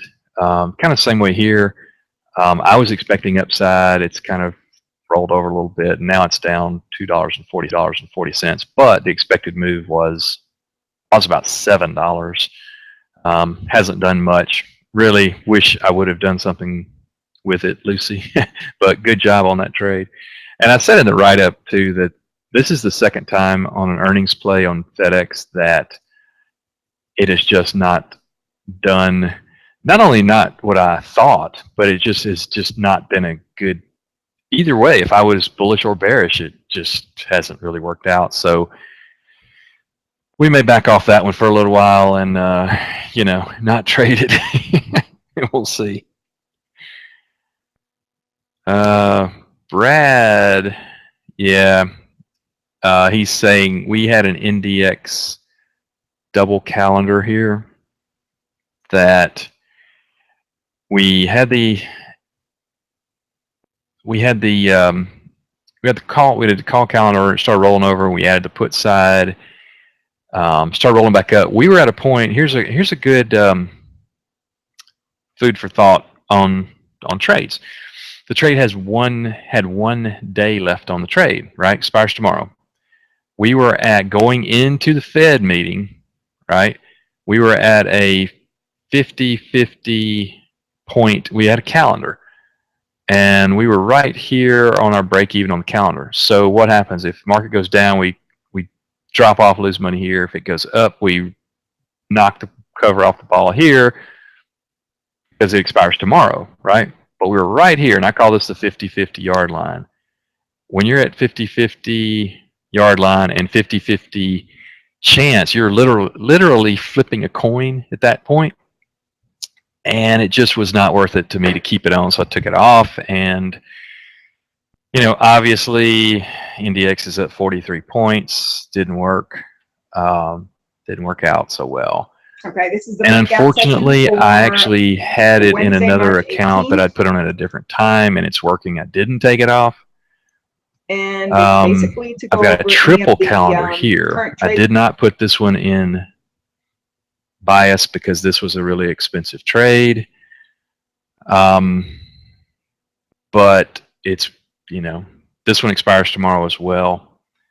And I've got $4,000 profit here. The reason that I didn't put this in bias is I've got about $20,000 in this trade, right? And I've only got 2 contracts. I've got the 4300s, the 4400s, the 4475s. Now this kind of shows you that you can keep defending these trades. I'm glad I brought this up, and I'm glad you asked, because I always tell people always ask, how much cash do you keep in your account? And I keep a lot. I keep probably 40% in cash for this very reason. If I need to defend a trade, you can keep defending a trade, but it costs money. You know, you're going to double, triple your amount in a trade pretty quickly. Now, what will happen tomorrow, I'll close this out tomorrow, but assuming we are, you know, here, anywhere in here, you know, it'll be $5,000–6,000 profit on a pretty easy trade, because, and I say easy because the width is so wide, I would not have been able to do this without adding some pretty good money in this trade. So when I say keep a lot of cash in the account, that's what it's for. And this is a temporary thing. You know, I started out with, I think I started out with this one, and NDX started rolling over. I added this one, kept going. I added this one. So, you know, plus, plus, plus, but it's ended up, you know, I'm going to make some pretty decent money on it. So that's the reason for the lots of cash in the account. And I get that question a lot about cash in the account. So, and unfortunately, I did these at different times than I did the one in bias. We started with the 40, 45, 25 on the upper one, and then we added the 4,400 on the lower. These were at 2 different times, unfortunately. So we had to close the other one. So, all right. Double A says listening to Yellen, more dovish. Yeah, I kind of think we may get more follow through tomorrow on this, so we'll see.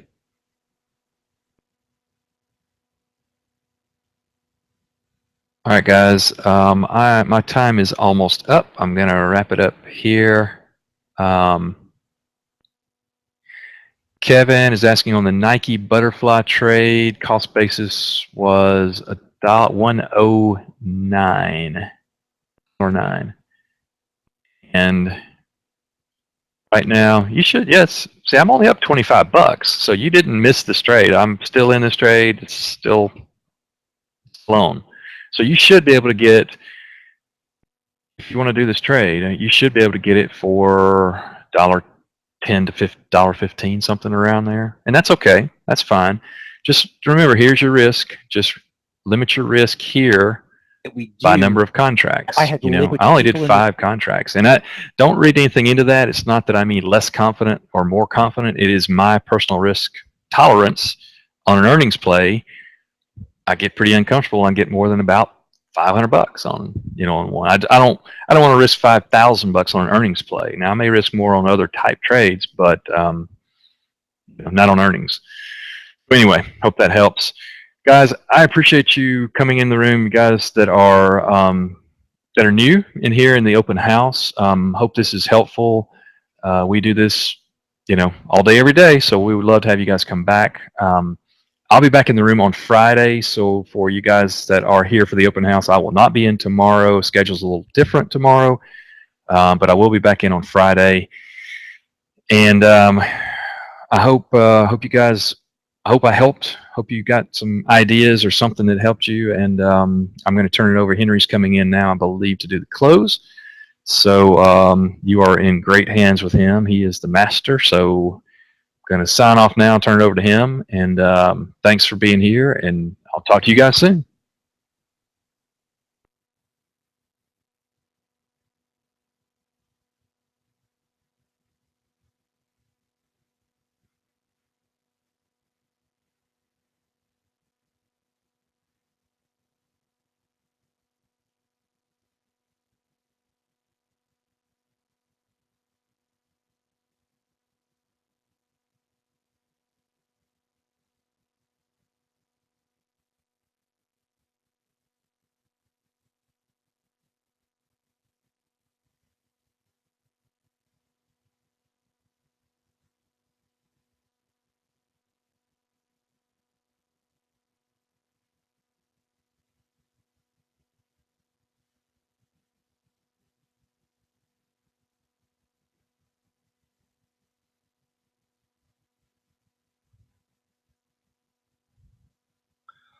All right.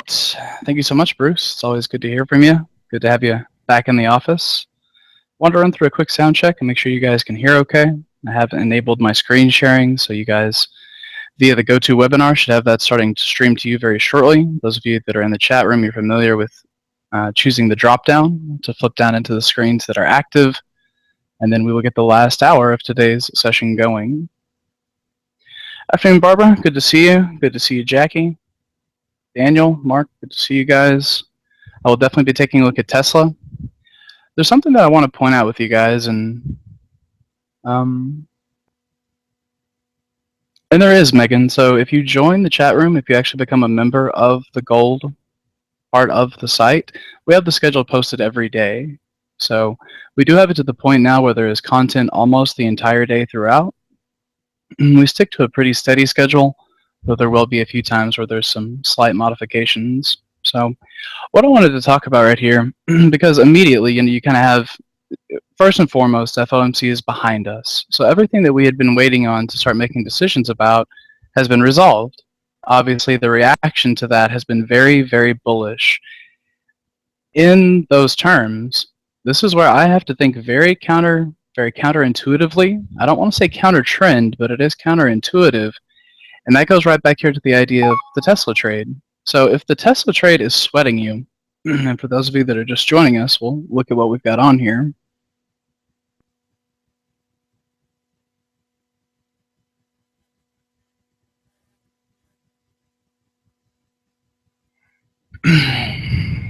But what we're looking at with Tesla right now, so far, very manageable. We are short the 200 calls along the 205s. And the thing that I want to point out is that if this type of action bothers you in any way, and if you feel a little bit nervous by having an underlying come up within $1 of testing your short strike, trading expiration may not be the best place for you. Maybe swing trading is a little more your style, or whatever it may be. The thing that you've got to remember is that there is odd price movement around these witching expirations, and we're trying to use that to our advantage to work these pins. In that light, I find this to be a very difficult situation because the reaction to the report, clearly extremely bullish. But the first thing, and I think this is just one of those things you kind of learn the hard way at first, but I do not like coming in to chase these markets. Moments ago and before I got started, I was looking at it from the point of view of, okay, we've got the initial reaction. Apple is at resistance. Facebook is at resistance. The NASDAQ is at resistance. Can this initial euphoria start to subside? And then we step in on the side of selling call spreads, because expiration has that kind of sideways, choppy nature to it. And this is a great example of where when people are being hit with this kind of euphoric, okay, the markets are about to rip higher. They've extended their, Yellen obviously very dovish, and everything looks good, so they're going to run in here and start buying all this. Well, this is a great example to sell them those calls and take advantage of that euphoria. The other side of that is I do not want to step in front of a freight train as if this is truly going to just keep ripping higher. So when I first started, great, everything's at resistance. Let's see if we can get some triggers. 5-10 minutes into my session, I have seen nothing that shows me anything about these rolling over. So I want to look at the markets counterintuitive. I want to look at strategic places to sell call spreads, but I want to wait for good signals to do that. So that's my thought process as we head here into the close. I'll zoom in on the vol spreads with the idea that here again, if they just keep pushing higher, then we're going to stay patient on our idea of selling call spreads. If they start to drift, that will be our first heads up that the markets may be at least losing their first euphoric run. Because there is no harder way to make a living as an options trader than to see something like this running up here and then run in and buy spider calls. That's just a very difficult way to go about it. I don't recommend it in any way, shape, or form. And then once you get tired of doing it that way, well, then you start flipping your thought process and trying to take advantage of people that do that. So to make a long story short, I'm going to keep sitting on Tesla. We do have the voodoo line that is essentially right there where we're trading. I'm a little hesitant to add in the put credit spread for reasons that we discussed in last night's video. If I'm going to be trading with the broad overall trend, well then Tesla is definitely bearish. Has it rallied back up into this resistance? Without a doubt. That's the way I'm looking at the position. Also remember too, And this is why, here again, for some people, these situations may seem a little bit more dangerous, so they're not truly comfortable with it, is remember that we're still, we're down a little bit on the trade, but we are still 90 cents out of the money. So time decay will still be in our favor. If tomorrow we bounce up here and we start trading around 202, 203, we can work around it. So really make sure you're using position size that is appropriate for you, and then that will make these trades a lot easier to track into tomorrow. And I have a hard time saying that the euro is busting a move. So here again, my intention, and I would like to put on some trades this afternoon, but I always keep the time in the back of my mind, because I know that I still have 50 minutes, which is more than enough time to look at these, and I really just want to see what the markets are going to do. I also think that in situations just like this, and you'll run across these again as an options trader, where you have FOMC on a Wednesday like this, and expiration is on Friday, I look at it to say that I have 5 points where I can really be, definitive with my entries and exits. One of those is this afternoon. The other 4 times are tomorrow morning, tomorrow afternoon, Friday morning, and Friday afternoon. So I'm just remembering that beta decay is my friend. That is the biggest ally that I have during expiration, and I don't have to feel forced to put on the trade now because I have 4 other key points that I'll be working into Friday. So, as we look at this and the NASDAQ remains strong, it is curious to see that the yen has remained bid. This is one market that we have had pretty good luck using the correlations that a strong yen was equating to a market that was ready to pull back. Now, is the yen bullish? It all depends on your time frame. On the daily chart, it is absolutely not bullish. So the idea would be let the yen run up into resistance, see if it can roll back over, and then take it from there. But the reason why I follow it on this 5-minute chart is because if it remains bid, then I know that I'm still looking for the indexes to fail. But definitely a lot of mixed currents out there right now. On USO, I think this is absolutely short covering, or crude oil futures. You can look at it either way. I still have the April position. Of course, after the FOMC hit, it had a pretty sharp reversal, and you've got some rollover stuff that's going on there as well. But I feel there's some fighter pilot movie where he says this, but it's like, your basic technical analysis, your basic thought process, because we see USO bouncing. So what's the first thing we do? Your basic technical analysis, which for me, this is my favorite pattern, where you are looking for the retracement of the previous, in this case, swing high to swing low, and then running the rally that preceded the decline. These 2 relationships will give you some of the most helpful information to help you know if you are wrong in a trend or if this is simply reverting part of that trade. So I see this as just being a rally in what is otherwise a very bearish market, and I will continue to evaluate resistance on the way back up. We may have a little bit more in this one, but you guys know that there's no way I'm going to try and buy it.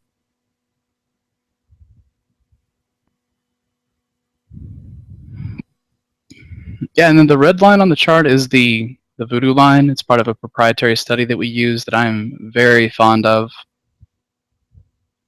And this just all ties back into so many things that I was looking at. The other thing that's very tricky about the way that I feel about where we sit right now, you've got ticks that are back up here at plus 1,000. That is very bullish.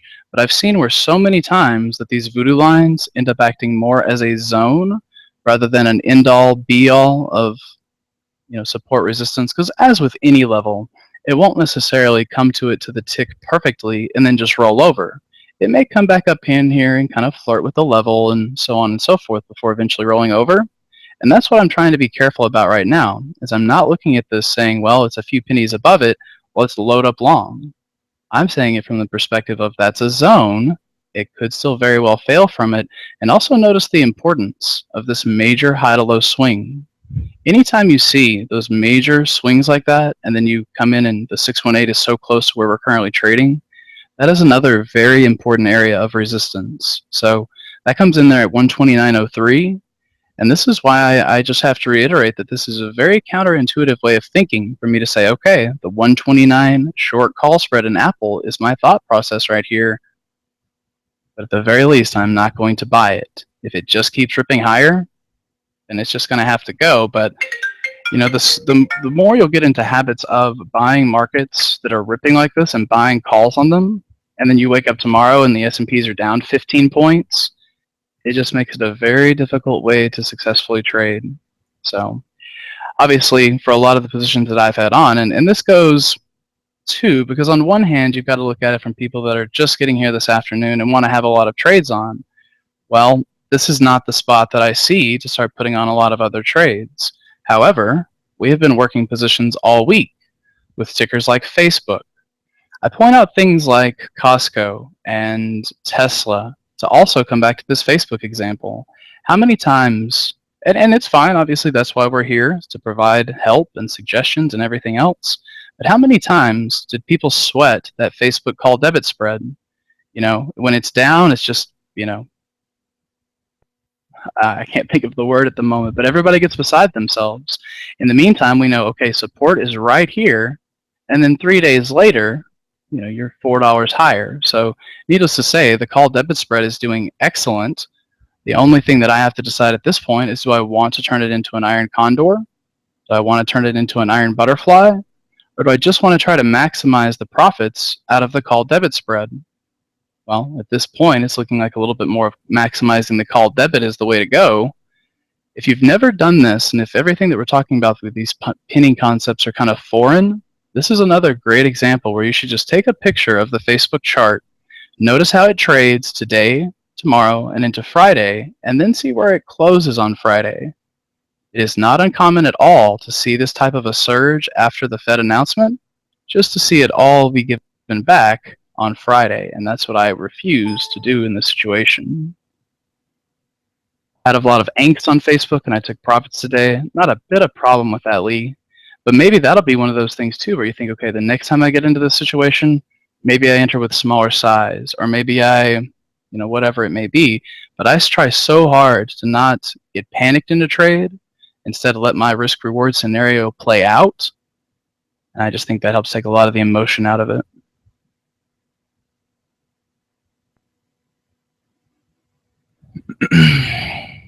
So notice here on Apple, the high of the day is 129.02. That 618 retracement is 129.03. So by no means am I suggesting to step in front of it, but this is at the very least an important level. So let's see what Apple wants to do here. Tony was looking for that bid in gold, and he got it. And that is another one of those things where when you see markets like gold, the yen, and bonds, you know, bonds up 1.5%, these are your flight to safety markets, your flight to quality. This is what tells you, hey, you do not want to rush in here and just pile into the long side of indexes, even though it looks very good. You know, it's kind of the canary in a coal mine type thing. I always say if you're forced to make a decision, just make the decision off the chart you're trading, because correlations can break down and they're not always going to be tick for tick perfect. But when you see all of those rallying together like that, you know, it does make part of me want to be very cautious. It's tough when we're sitting here getting these plus 1,000 tick readings, but I also have to remember that I have 45 minutes to continue to follow along with this. If the markets do continue to just push higher, there are still other trades we can look at. They're just not going to be as accommodating to the pinning style trades that I like to use. Costco X, great here, and it's another one that as long as it keeps pushing higher, that's okay. We don't really have anything we have to worry about too much here. I did sell 2 of the short 150 calls, but this is just another example of that there is nothing to do with them. The back month call protects us while the front month is moving against us a bit. But then tomorrow or Friday, if we suddenly wake up and Costco is flushed back down to 150, well, then you're going to get a real life experience of what that pinning can do. So Apple up and through, it's 618, you know, and maybe this is a situation where the markets just keep on ripping higher. If that's the case, well then awesome. You know, the thing that I've been commenting to room members on the past 3 weeks of when in doubt, focus on the, you know, error on the buy side. That is helping our portfolio today through Costco, through Facebook, through so many others. This is one of those situations where I want to protect those gains as opposed to throwing money at new trades just because I feel like I have to rush it. So this is very bullish, but for all the reasons I've just discussed, those are the reasons why I cannot buy this, and I will continue to see what happens into the afternoon. I can take a look at FireEye for you. There's a good healthy list of swing-based tickers that I will also be looking at. The schedule for tomorrow, and this is another thing about just thinking about how our schedule is laid out and how I know that I'm going to be trading personally for the next 2 days. Because tomorrow I get to do the open as opposed to doing the close. So really Wednesday afternoon into Thursday open is a great time to look for options trades. It doesn't mean that I have to do it on Wednesday afternoon. Maybe Thursday morning is a bit more accommodating. Another thing that Carolyn really helped me with a lot is thinking about where are you getting your edge in trading, because that can make such a difference. You know, if you're getting into a pretty good swing, kind of catching the, you know, the meat of the move, so to speak, well, then that's great. But then if you'll take it a step further and really work on getting in at key levels of support, it really made a big difference for me. And buying at these prices gives you absolutely no edge. If I hadn't entered Tesla with a full size when I got started, I would look to sell another chunk of those 200 call spreads. At this point, that does not seem like the best way to go about it. I am keeping USO out in April, Tom, but it's a good example of why I did not hold on to March, because you never know when something like that's going to hit. I am still in April, as we have not violated that trend whatsoever. Well, Tony, you know, it comes in, like you said, you know, I think I caught some comments this morning. I actually got the chance to listen to you as I was driving to work, which was very cool. But you were saying how, I lost my train of thought there. Let me get back to you, Tony. But I think we share a lot of sentiment on this. What I was going to say is you were saying how you've got a rule book because you've broken every rule in the book. Well, that's kind of how I feel in this situation, because I know what it feels like to come in here and buy this, because it's like, man, this looks really good. You only do that so many times before you learn the error of your ways and then force that switch. But that's where I was going with that.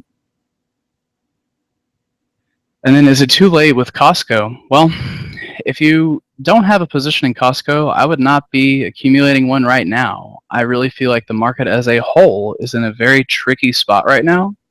There are several daily charts that I would love to buy, but just with the exact same reasoning that I'm not buying the indexes right now, I'm not going to jump over here and start establishing a lot of these bullish trades. Notice this too is kind of why I accumulate things like Facebook. Remember with Facebook on that call debit spread, we had 4 potential entries. We took one, we took the second one after it pulled back a bit, and then that way if something like this explodes, well, I've got some skin in the game. And it's not like this rally is happening without me. I am actually a big participant in this rally, but I'm not going to over-egg my omelet. And then to say, you know, and here again, and sometimes too, because it's like, okay, you're saying the same things over and over. Well, because I can't do anything to speed up time. It'd be kind of interesting if I could. But what I'm trying to point out is that everything that I've been saying might be coming to fruition by these weaker tick readings. If that happens, where can we start to look to place some trades? I cannot emphasize enough that small trades are the way to go with this type of situation and stuff where you're truly accepting the complete risk of your spread, where, you know, if this goes against me, how bad is that going to hurt? Because the way that I'm thinking right here is this 618, even though we've gone through it by a few pennies, it is absolutely still a zone. And I can always go over to the open interest and say, okay, we were looking at 125, but obviously that's a far cry from where we are now. What do the 130s look like? Well, there's a pretty decent chunk of open interest right there. You're looking at 68,000 open contracts in relation to a neighboring 16, 20. So to me, this really shows an area where Apple has huge potential to at least stay below 130. Now, there's not a huge chunk of premium in these, but it's not bad considering the fact that we are a full $1 out of the money. If we step a little closer to the money, and this is something that will be more accommodating for smaller accounts. Now, selling the 129 call, very risky because we are right at the money, but it's a situation where you're going to be able to sell it for an almost one-to-one risk-reward scenario, selling it $1 wide. And then if Apple does any, if it just has the slightest little pullback there, that would be a very solid trade. Obviously, if it reverted back to 125, that is even better. So what I will do is keep those types of options chains there to the right of me, keep them handy. I think Facebook is another place where we can look to a similar concept. So is it above 81? Yes, but only by 3 cents. The idea on this would be that it still pulls back, ends the day or ends the week closer back to $80, and then we try to take advantage of that move.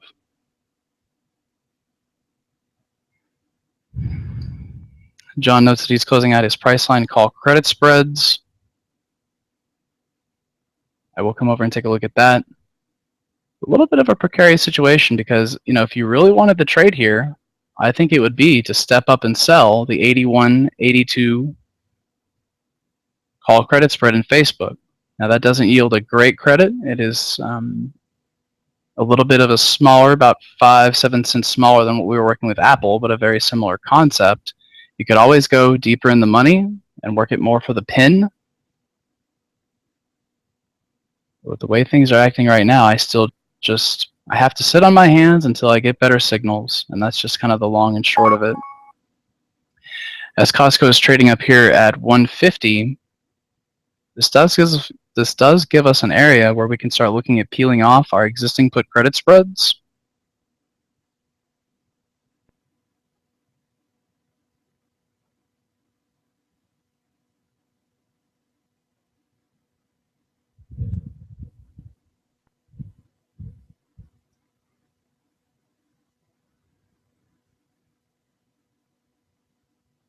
So I'm going to pull up an options chain and we will start reviewing that. The VIX is still near the session lows. The ticks continue to hold above 0. Google doing very well, but the 566 strike does not do anything for me as far as, you know, a potential pin or an easy area to work these spreads around. If you wanted to get cute with Facebook, this is kind of the idea that I was looking at here. So we've got our bullish positions that we've been holding, and those are doing good. The 81 calls sitting there trading at a 64-cent premium. This is also where learning the internals will be helpful, because does this suggest that we're about to start seeing that weakness? It does not. So when the ticks start firming up again like that, approaching 1,000, if all spreads stay strong, I may not get a trade. But if I do see these start to weaken, then I'll know flipping over to things like that Facebook short 81 are a potential trade. Looking at Costco, this is a trade that we've been working for quite some time, and it's finally started to come in for us today. And what we did with this is we had a couple different positions going. The first one that I want to address right now is the 150-148 put credit spread that we established in the front month March contracts. We sold it at 65 cents, and it's trading down to 20 cents. Since Costco is so well bid, trading here at 150-146, but we think that it could pull back into 150 and pin, what would the prudent thing to do here be, especially if I'm going to be arguing that I think the markets could pull back? Well, the thing to do would be to take that spread off. Now, could you leave the 148 long put on, and, you know, if it fell, maybe you do something with it? You could, and I say that just so people understand the logistics of, you know, which short contract do I have to take off? Which contract can I leave on? In this situation, I think it's a great place to take off that front month exposure. That way, if Costco drops to 50 tomorrow, we're not sitting here sweating this. It was a solid 40 cents. We did have to ride through a couple, you know, fluctuations in it, but you can see why I like trying to hold on to those spreads as long as the pattern has not been violated. So I've got 21 cents at the mid. Whenever I'm working orders that are for a group, sometimes I will bump those up a penny or two just to get my fills, and then I can continue evaluating the rest of this market. Now, what this leaves me with is I still have my 2 short calls that I tacked on into the Aprils. Those are fine, and I'm going to leave them. Are they at a loss? Absolutely. But if Costco will pull back into 150, then that's exactly what I would like to see for that position. So here again, this is not a suggested entry. This is a closing order for people that have been trading Costco with me. And I think it's a great place to peel off the short put spread. You can take a look at a short call spread, but I would really rather just play Costco the way I have been. This order is to close. I have been filled.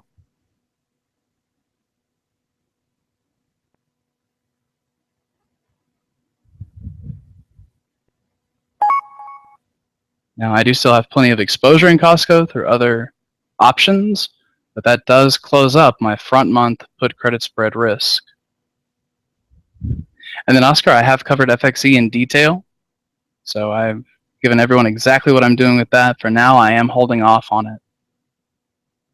With 33 minutes left until the cash session closes, we're starting to see a little bit of what I was talking about. You'll notice how the ticks have now come back down to 0. The vol spreads, and instead of making these very strong advances, have turned to a little bit more lethargic.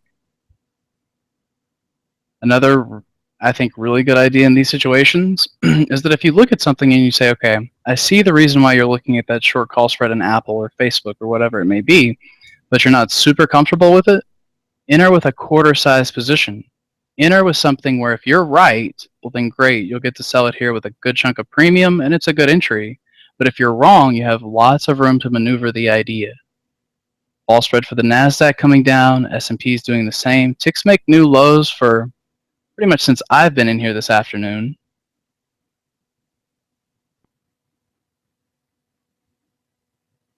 Tesla still pushing up against that 200 strike. I am keeping an eye on that one. Netflix not really giving me too much to work with. Costco just covered the short puts. Google I was a little more interested in back at 555. And then Facebook and Apple, we are looking at the money call spreads. So while we give the market a little bit more time to trade here, let's look at a few more. I am holding it for now, Tom. I've looked at the Tesla call spread quite a bit. If you have any reservations or any hesitancy around it whatsoever, I would encourage you to close it out. Because expiration trading is not for the faint of heart or for people that are worried about something that is close to their strikes, because this is very, very common. Remember, the whole idea with pinning is that they're taking advantage of people that bought the $200 calls, taking advantage of people that bought the $200 puts, and they're trying to shake both of you out. So if they're trying to shake both of those people out, well, then what it's going to create is a very choppy sideways tone. That type of trading can drive a lot of people crazy if they don't truly internalize their risk. So if you do that, trading expiration will be much easier for you. And then would you consider adding a USO April put? Absolutely, but I'm going to wait until I get a sell trigger. I do not think the lows are in for crude at all, but I think when it is time for it to roll back over, it will make it obvious to us. So just another situation where I'm not trying to get too quick on shorting it, but I do think it will roll back over.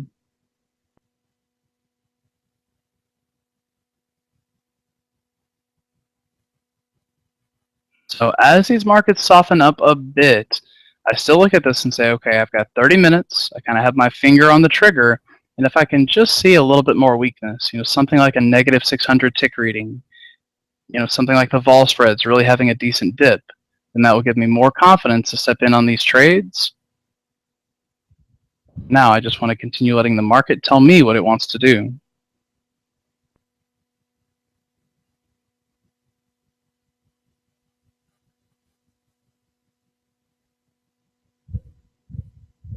And I am keeping the put credit spread in April, Greeny. So for Costco, that daily squeeze has yet to fire, and I really want to participate in that move. So the reason that I took off the March series was just because I didn't want to have to be working with it if it was down there at that strike.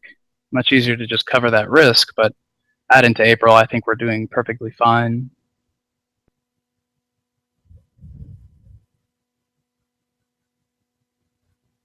Nope, still holding on to those, Don. Anything in April is not an area of focus for me. Right now, I am all about the March expiration, seeing where there's opportunities for premium. My longer-term swing trades, still hold exactly what they were looking for. Let's take a look at Jazz. I know that's one that John had a really good entry on yesterday. And there again, if Facebook just keeps pushing higher, well then great. We'll max out our call debit spread.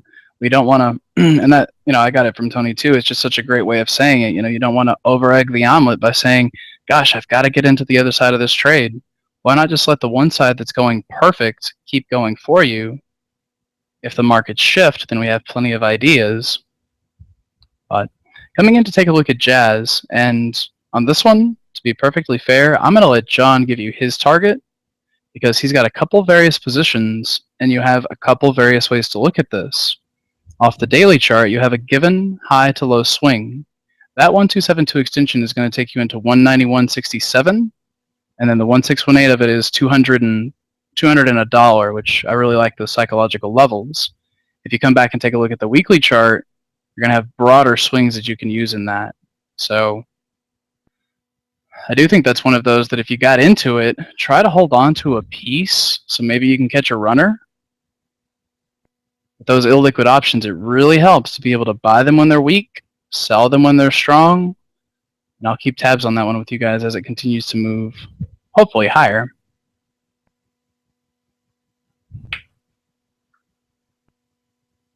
So the yen continues to rally. Bonds continue to remain bid also. Gold has calmed down a little. This is just those areas where if I want to start taking positions in this is where I can start nibbling onto them. Is it a little risky here with the Facebook daily squeeze trying to fire long? Absolutely. But all this will do is just show you how expiration can be a little unique. I do hesitate a bit because right now it's above the fire line. It's better once they actually break below it. If I evaluate the two short call spreads that I think would work out here, the 81 is for more essentially more conservative traders as far as probabilities are concerned, but there is a higher risk. Right now you've got the 81.82 that's going for a 33-cent credit, so you're risking 2 to make 1. If you go deeper in the money, that spread is going at 66 cents. Now, obviously, we would have to see Facebook have more of a fall as opposed to just trade sideways. But in that case, you are risking 1 to make 2, and some people may find that more attractive. If it can get there below that fire line, I will get more aggressive on that trade. Tesla's still testing us against the $200 strike. Netflix still not doing much against its, its zone.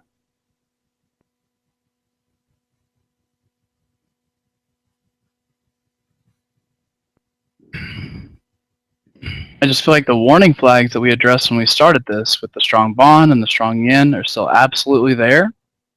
And until those change, it's going to be hard-pressed to look for bullish setups in stocks. Yeah, LinkedIn, this is one that I typically like going to for expirations as well. It's a little tricky as far as the patterns have unfolded there. And I really just haven't had, because I've been wanting to look at it to the buy side because of the weekly squeeze. While it's been steadily drifting lower, all in all, I look at that and say, if you really wanted to force a trade with LinkedIn, you might be able to sell the 260 call spread and have that work out. But notice how LinkedIn would be so much more attractive, and maybe it is on Thursday or Friday, if it was down here at 250, because 250 would be, a psychological area of support. It's a snow line, and it's also that nice round number, so you know that at that point the 250 puts would have good premium in them. So I can't really do a lot with LinkedIn as it's sitting right now. If it happened to pull back, then I think there's more we could do with it then. Indexes have started to pause a bit, but the pullback has still been very, very minor.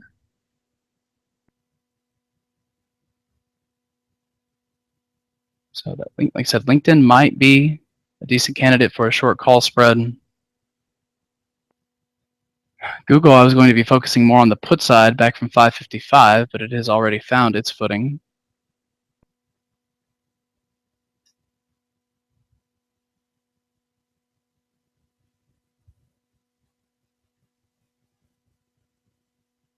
NVIDIA was one of those daily squeezes that I was watching, and we spent some time talking about these patterns yesterday. Notice how the squeeze fired yesterday to the buy side, and then today it's already down 1%. I just think those are important patterns to make note of. If we compare Time Warner, it's always rewarding when your analysis will come to fruition.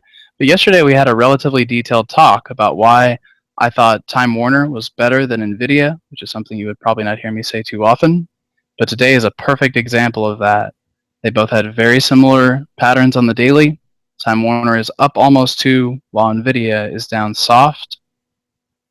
And that type of multi-time frame analysis really continues to help me quite a bit.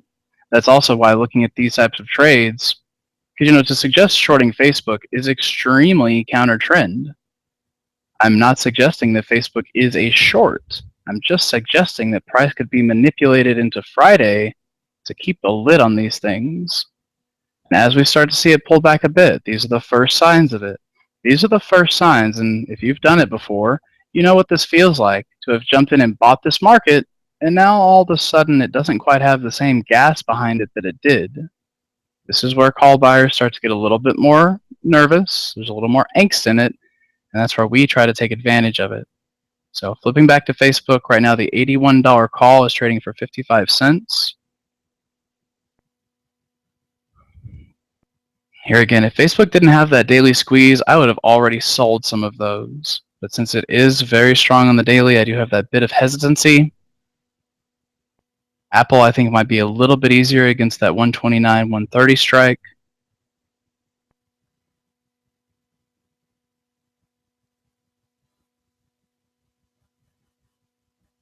Well, I'm glad it helps, James, and that's why when you go through these things in the mornings, I think sometimes people can kind of get in a routine, and it's like, oh yeah, we know this story, we know, you know the type of analysis that I do, but if you'll get down into the nuances of it, that's where you'll have so much better results in the long term, and a lot of times it's from trades that you avoided.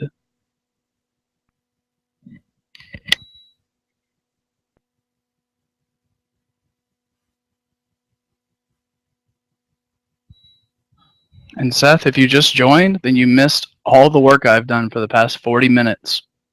It is not fair to anyone else for me to go through everything that I've just been doing on Facebook. So I've given a very detailed analysis. At this point, I have not done a thing to it. I'd like to sell the short 81 call spread. And really, I could do it because, if it did just keep going higher, I've got other bullish positions that would help. But it's just something where I'm not trying to,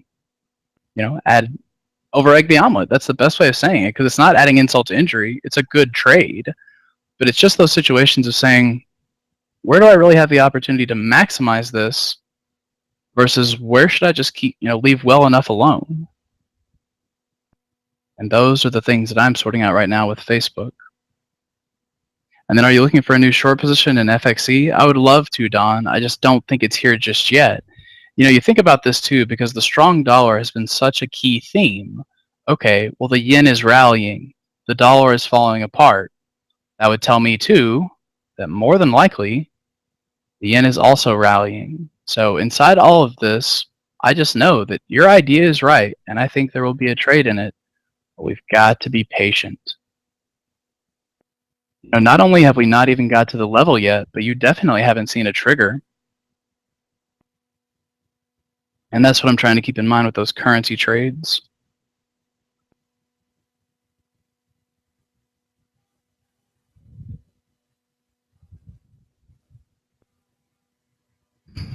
Well, it doesn't do anything to hurt my feelings either, Casey. Obviously, it does not happen all the time. But and it sounds cheesy to say, think of yourself as a tiger or whatever it is, but it's true. It's like I said, it's a terribly cheesy way of saying it. But if you'll recognize that you're not in here to just thrash about and throw trades all over the place, you're to have that well-timed, definitive execution when you know what you're looking for has unfolded. And if this is all just a big sea of, uncertainty, then I would prefer to just stay out of it. And then on Facebook, I will not short the 81 since the stock has the ability to do $2 or $3 on the upside in a day. I know it has very big open interest at 80, but the odds are still against you. Me, who I could not agree with you more. And that's why I sit here and I try to do my very best to point out these conflicting thoughts, not to just say, I'm not doing it, and sit here and not say anything else. I try to be as, this is why I'm not doing it, or this is why I'm getting a little more aggressive, or whatever it may be. You're exactly right. When you flip back to this daily chart of Facebook, we've got our all-time high that is only $1.25 away. So you're just trying to weigh out, do we hold resistance to come down for the open expiration pin? Or do we clear these old highs and rip everybody that is short those, apart? And those are two very good arguments that I do not have the answer for at the moment. You will notice that off this, what is a broken trend line, an interesting area for Facebook to hold. Now here again, not the end-all be-all by any means, but just an interesting spot for it to maybe hold 2 more days. All in all, I would rather look for risk in a little more accommodating places.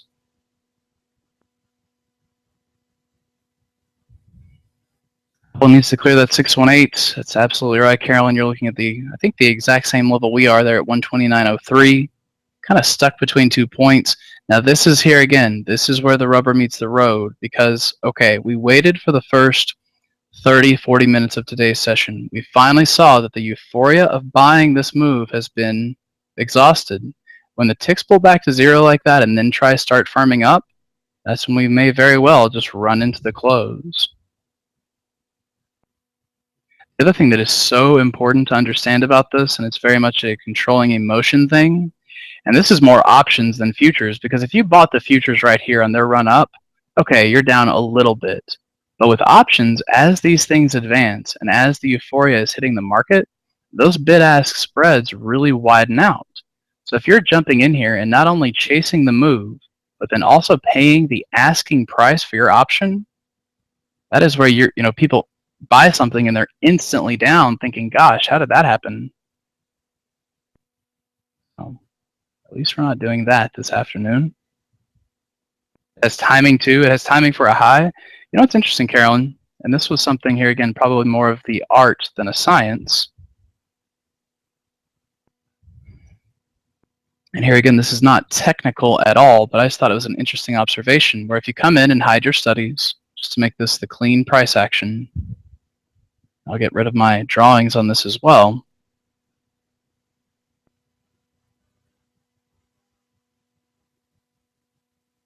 I just thought it was kind of interesting how this particular pattern in Apple was relatively similar to this pattern right here. The reason I say this, and maybe I'll get into more detail on it tomorrow morning, but you have a swing low to swing high where you come into the major, nice, big extended move. And from there, you have these 3 little tops. Okay, then this is the next awesome run. Big, huge extension, 3 little tops. So, here is maybe little top number 1. Again, not trying to use that as a end-all be-all technical analysis, but it was just an interesting way that I thought those patterns resembled each other. And not only do you have that, but then the retracement of a major swing into a 618. It is a good point for Apple to fail. Apple joins the Dow tomorrow. That's a good point, and that could, that could be a little shaky, but it's something just to keep in the back of your mind. Facebook's starting to pull back a little bit more from that. There again, that 81 call spread I think could work out, but that is a risky spot for it. You could almost step into Costco a little bit easier. Now, I already have the short 150 call, so that's not too big of a deal. I could add into 2 more of them at this better price, and that would make it easier to work my exit tomorrow. That actually looks like one of the better places to add on risk. So you guys will remember, we've been sitting here managing Costco. So what I did is I took off the put spread. We still have the put spread in April. We still have the April calls, and I still have my short 2 150 calls in March. What I can do here now is take my other 2 and sell those also in Costco, looking for the pullback. And that would not be a bad way to work my average price. Of course, the problem with that too is that if Costco fires off the daily squeeze, then those are going to be painful. So maybe here again, just another situation where patience, disciplined entries, I think will save us a lot. I also keep in the back of my mind that sometimes after these Fed announcements like this, you don't really see the complete reaction until the day after. Obviously today we've seen some big moves, but it is not uncommon to wake up to a somewhat of a wild market tomorrow. And I would rather come in tomorrow to a 20-point gap lower with fresh capital ready to deploy at whatever levels we may have, rather than trying to grab at straws here. We've got 13 minutes left. I think if you wanted to do the short calls in Facebook or Apple, the trade is there, but I just don't like the way the vol spread kind of made this rounded bottom. Ticks are still holding above 0. But the market is relatively strong, so it's just trying to gauge that within it.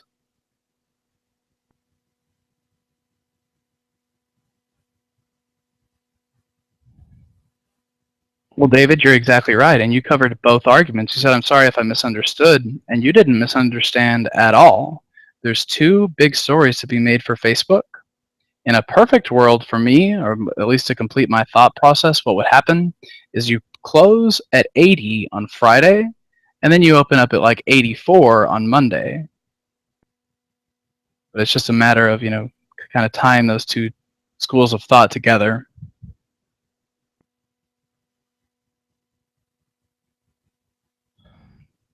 It's just very, very, very rare that when people come in and, because Facebook is up today, so a bunch of people bought those $80 calls. It is very rare that they get rewarded for that.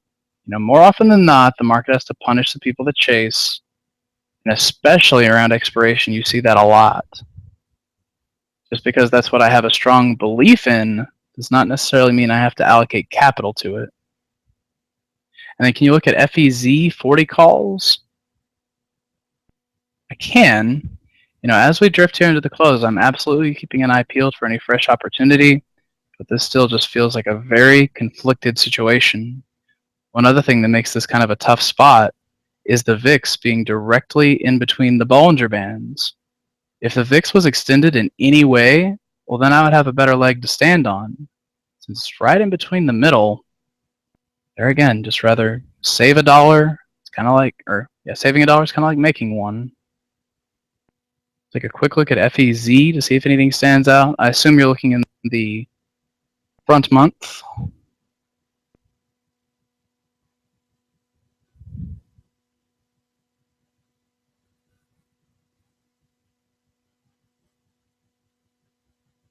So you're in the front month, $40 calls, the open interest. That doesn't do much for me, honestly, William. It's got 1,800 open contracts, but it's not really that liquid in general, so I don't see much of a pin or anything on it right now. Apple holding that 618 there again, I think that's another place where if you wanted to sell a call spread, you could do that.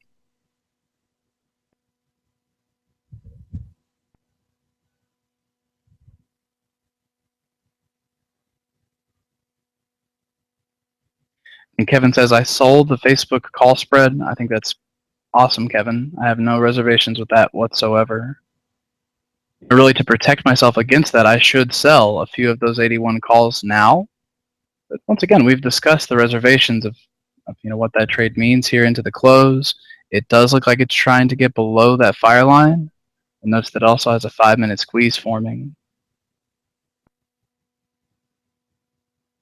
And I turned a few of my put credit spreads into iron condors on the up move today. I think that's a great strategy as well.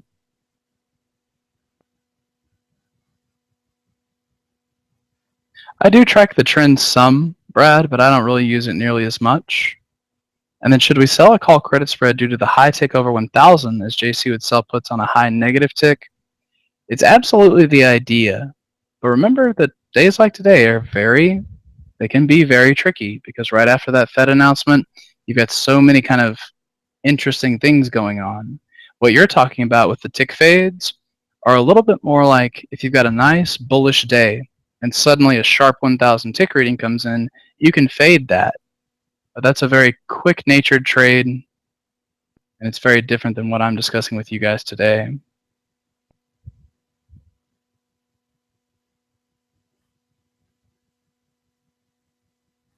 Yeah, absolutely, Mihu. I will definitely take a look at GDX for you. Let's look at it kind of right as we get into the close here. And notice, too, that it's taken me a full 51 minutes to get resolution of the analysis. Sometimes that just happens. Did I get a perfect entry on any of this selling the calls? No, I haven't done a single trade on it. But at the very least, we didn't come in here spying all this up and now thinking, oh gosh, now what? Now, I can still flip my thought process and say, is this a place to start putting on some of these short calls? I have more confidence to short Apple than I do Facebook because Facebook has a daily squeeze. Apple has come up into a 618 retracement. So I actually think Apple would be the more accommodating of the two. This is not tied directly back into the trend trading that I love so much, but I do love expiration trading as well, as long as you're comfortable with the risks that we've discussed. So looking at Apple, the 129 calls are now going about 58 cents. We've got 8 minutes until the cash session closes. Selling the 129, 131 is going to yield about a 47-cent credit. You can do it there at 129 for a 30. I like to get the 1-to-1 on mine. I will do it at a third. But really, that looks like about the best way for me to structure it. So selling the 128, buying the 130 yields an 82-cent credit. The risk on that trade is going to be $1.18. But I do like that we're failing from this level. If Apple moves back to 125, we're in great shape. If it hovers near the fire line, which is where we are right at, what's our break-even price? Well, Apple's trading 128.53. If we sell that right here, that means Apple can rally 30 cents, and we would still make money. So that is still definitely one place to look to. As sure as I say that, the ticks come up for a fresh plus 600 reading. And while the indexes have pulled back, they have not fallen apart. And notice kind of a curious divergence right here between the vol spread for the S&P versus the vol spread for the NASDAQ. Very minor things, to be fair. The more you pick up on those nuances, the more I think they will help in the long run.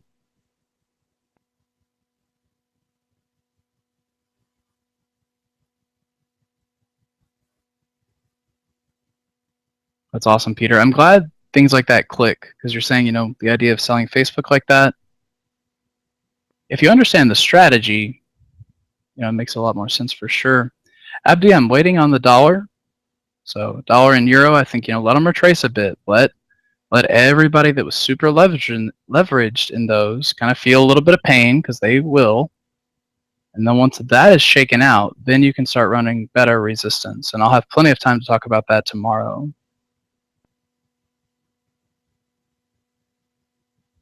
And then how about shorting BAC? Let's take a look at a few more here. With 6 minutes left into the close, this action is not accommodating.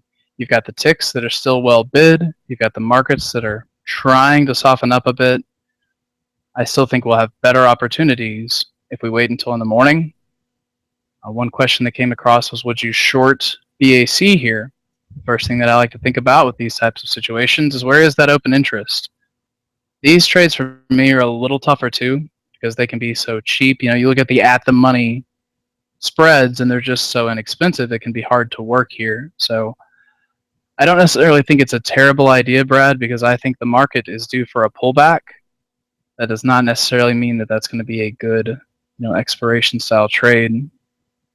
So far, out of the various things that I've addressed this afternoon, I think the best would have been adding into the short call on Costco. As it stands right now, I just still have those two. And it comes from the exact same premise of why I'm worried about Facebook. Because if these squeezes start firing, and if the market is really ready to rip, well, then I'm very careful with how much short exposure I have out there. And then Billy asks, I have June FXE puts and I'm down. Should I exit? Questions like that can be so tough, Billy, and there's so many answers that I would give you, because from the first perspective, anytime someone asks me, hey, do I need to get out of this? The answer is almost always yes, because anyone that has, a clearly defined risk and knows exactly what they want to do with it, they know when it's time for them to get out.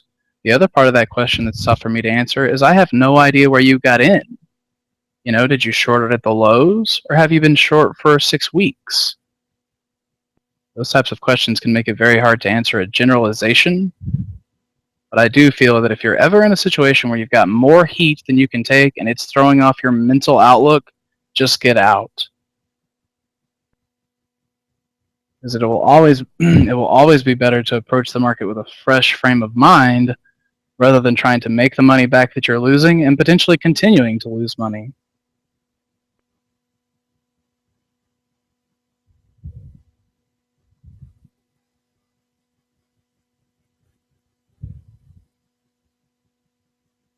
No problem, Bill. And another thing too, and just in the way that you phrase that question that I think will help you, is instead of saying, because you point out, hey, I'm down money, don't think of it that way.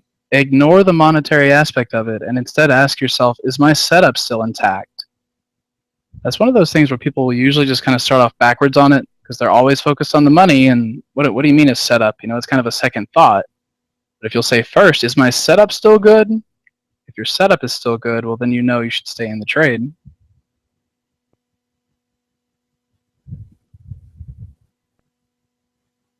Still just very weird action right here, because you've got ticks that continue to stay very strong.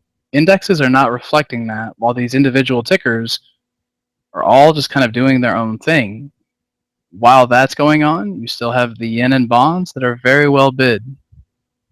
It would not surprise me to wake up to the S&Ps being down tomorrow morning. It's a question as to how far they are down, as to what opportunities we will have. And then I did not look at Celgene. Let's take a quick look there.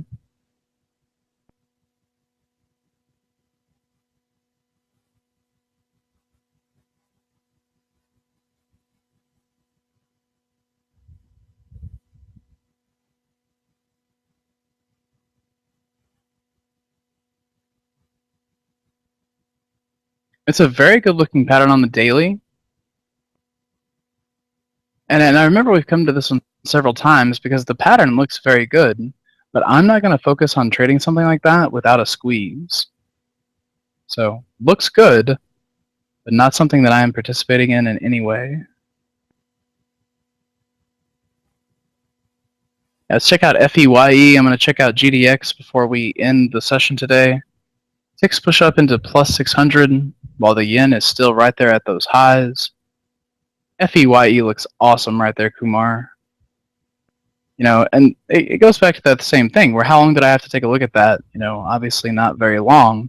If we reflect on the weekly chart, sure, there's overhead baggage, but it is working to shift that trend. I think FireEye is definitely worth having on your radar. Obviously, I'm not going to jump in here and buy it in the last 60 seconds of the session, but that's absolutely one we can address tomorrow. Yeah, Tesla's giving me a little heat, Nalani, and we'll see. You know, we'll see how tomorrow reacts. Obviously, if we wake up and the S&Ps are down, I think Tesla will be nicely off 200. If it is not, we will work around the trade. That's awesome, James. Thank you so much. It's always great to hear that. It is my goal that the next year is even better for you. Thank you, Riza. I very much appreciate it. It's good to have you in here as well. Let's take a quick look at GDX. The cash sessions are now closed. This is one Mihu was wanting to look at just to kind of run some extensions. Now on this Mihu, remind me of your prices. I assume you're looking at it for downside targets, because we are still in a bearish trend. So I'm just going to run these very quickly.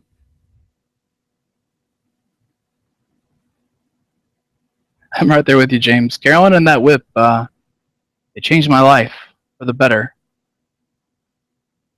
And then I am showing 1461 on that one, Mihu. So all we're doing, and the way that I just keep it straight in my mind, is that I know if I'm looking for a downside target, I want to start with the downside swing.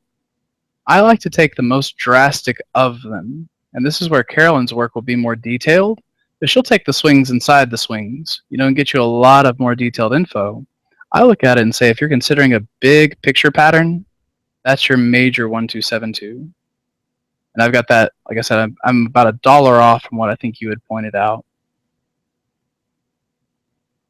Thanks, Rin. I appreciate that. And that's something that we're going to be evaluating on the schedule as far as, you know, when it makes the most sense to have who on. I love doing the close, but I really enjoy starting the day in here too. I will take a look at Macy's for you. I got you on that one, Bryant. IR, always like kind of making notes of what you guys are looking at. I find a lot of good setups through you. And yes, Jackie, so today's schedule was a little different. Tomorrow's will be a little different too, but I will be here for the open. And then JC's previously posted call credit spread triggered at the close. I will look at that for you, Jason, and try to have an update for you tomorrow. And thank you, Cameron. I really appreciate it. So, I know how you feel, Janice. It's just kind of a lot sometimes. And you know, there's a lot of other great things to learn from other traders at you know, other points of the day, too. There is a happy medium, and I'm determined to find it. Let's do one very last ticker here. I did take a look at it actually, so it won't even take me but a second, Matt, but you contribute a lot of good stuff in here, so I'm happy to look at it for you again. On Jazz, I was just saying, you know, and two, remember John will be in here tomorrow. He's actually doing the close tomorrow. But let John help you with the exit on this one, because all I can do is show you the technical exits. Because what I'm going to tell you is when you've met that 1272, that is your high probability target. If you want to keep holding on to it, well, then that's something you have to do at your discretion and look for the bigger targets off the weekly chart. Those come in there at 191 and 211. So that's pretty much what I've got for today. So thank you guys so much for joining us. Obviously, our typical chat room members love having you guys in here. If you just joined us for today, I hope you found it educational and enjoyable. We have an awesome team of guys and gals that I love working with, and this is what we do pretty much day in, day out. Tomorrow, we're going to be getting started at the same time. So Tony will be in here with you before the cash session opens. Take a look at what's going on. He will hand things over to me right around the cash open, and we'll take it from there. So you guys have a great night, and I look forward to talking with you tomorrow.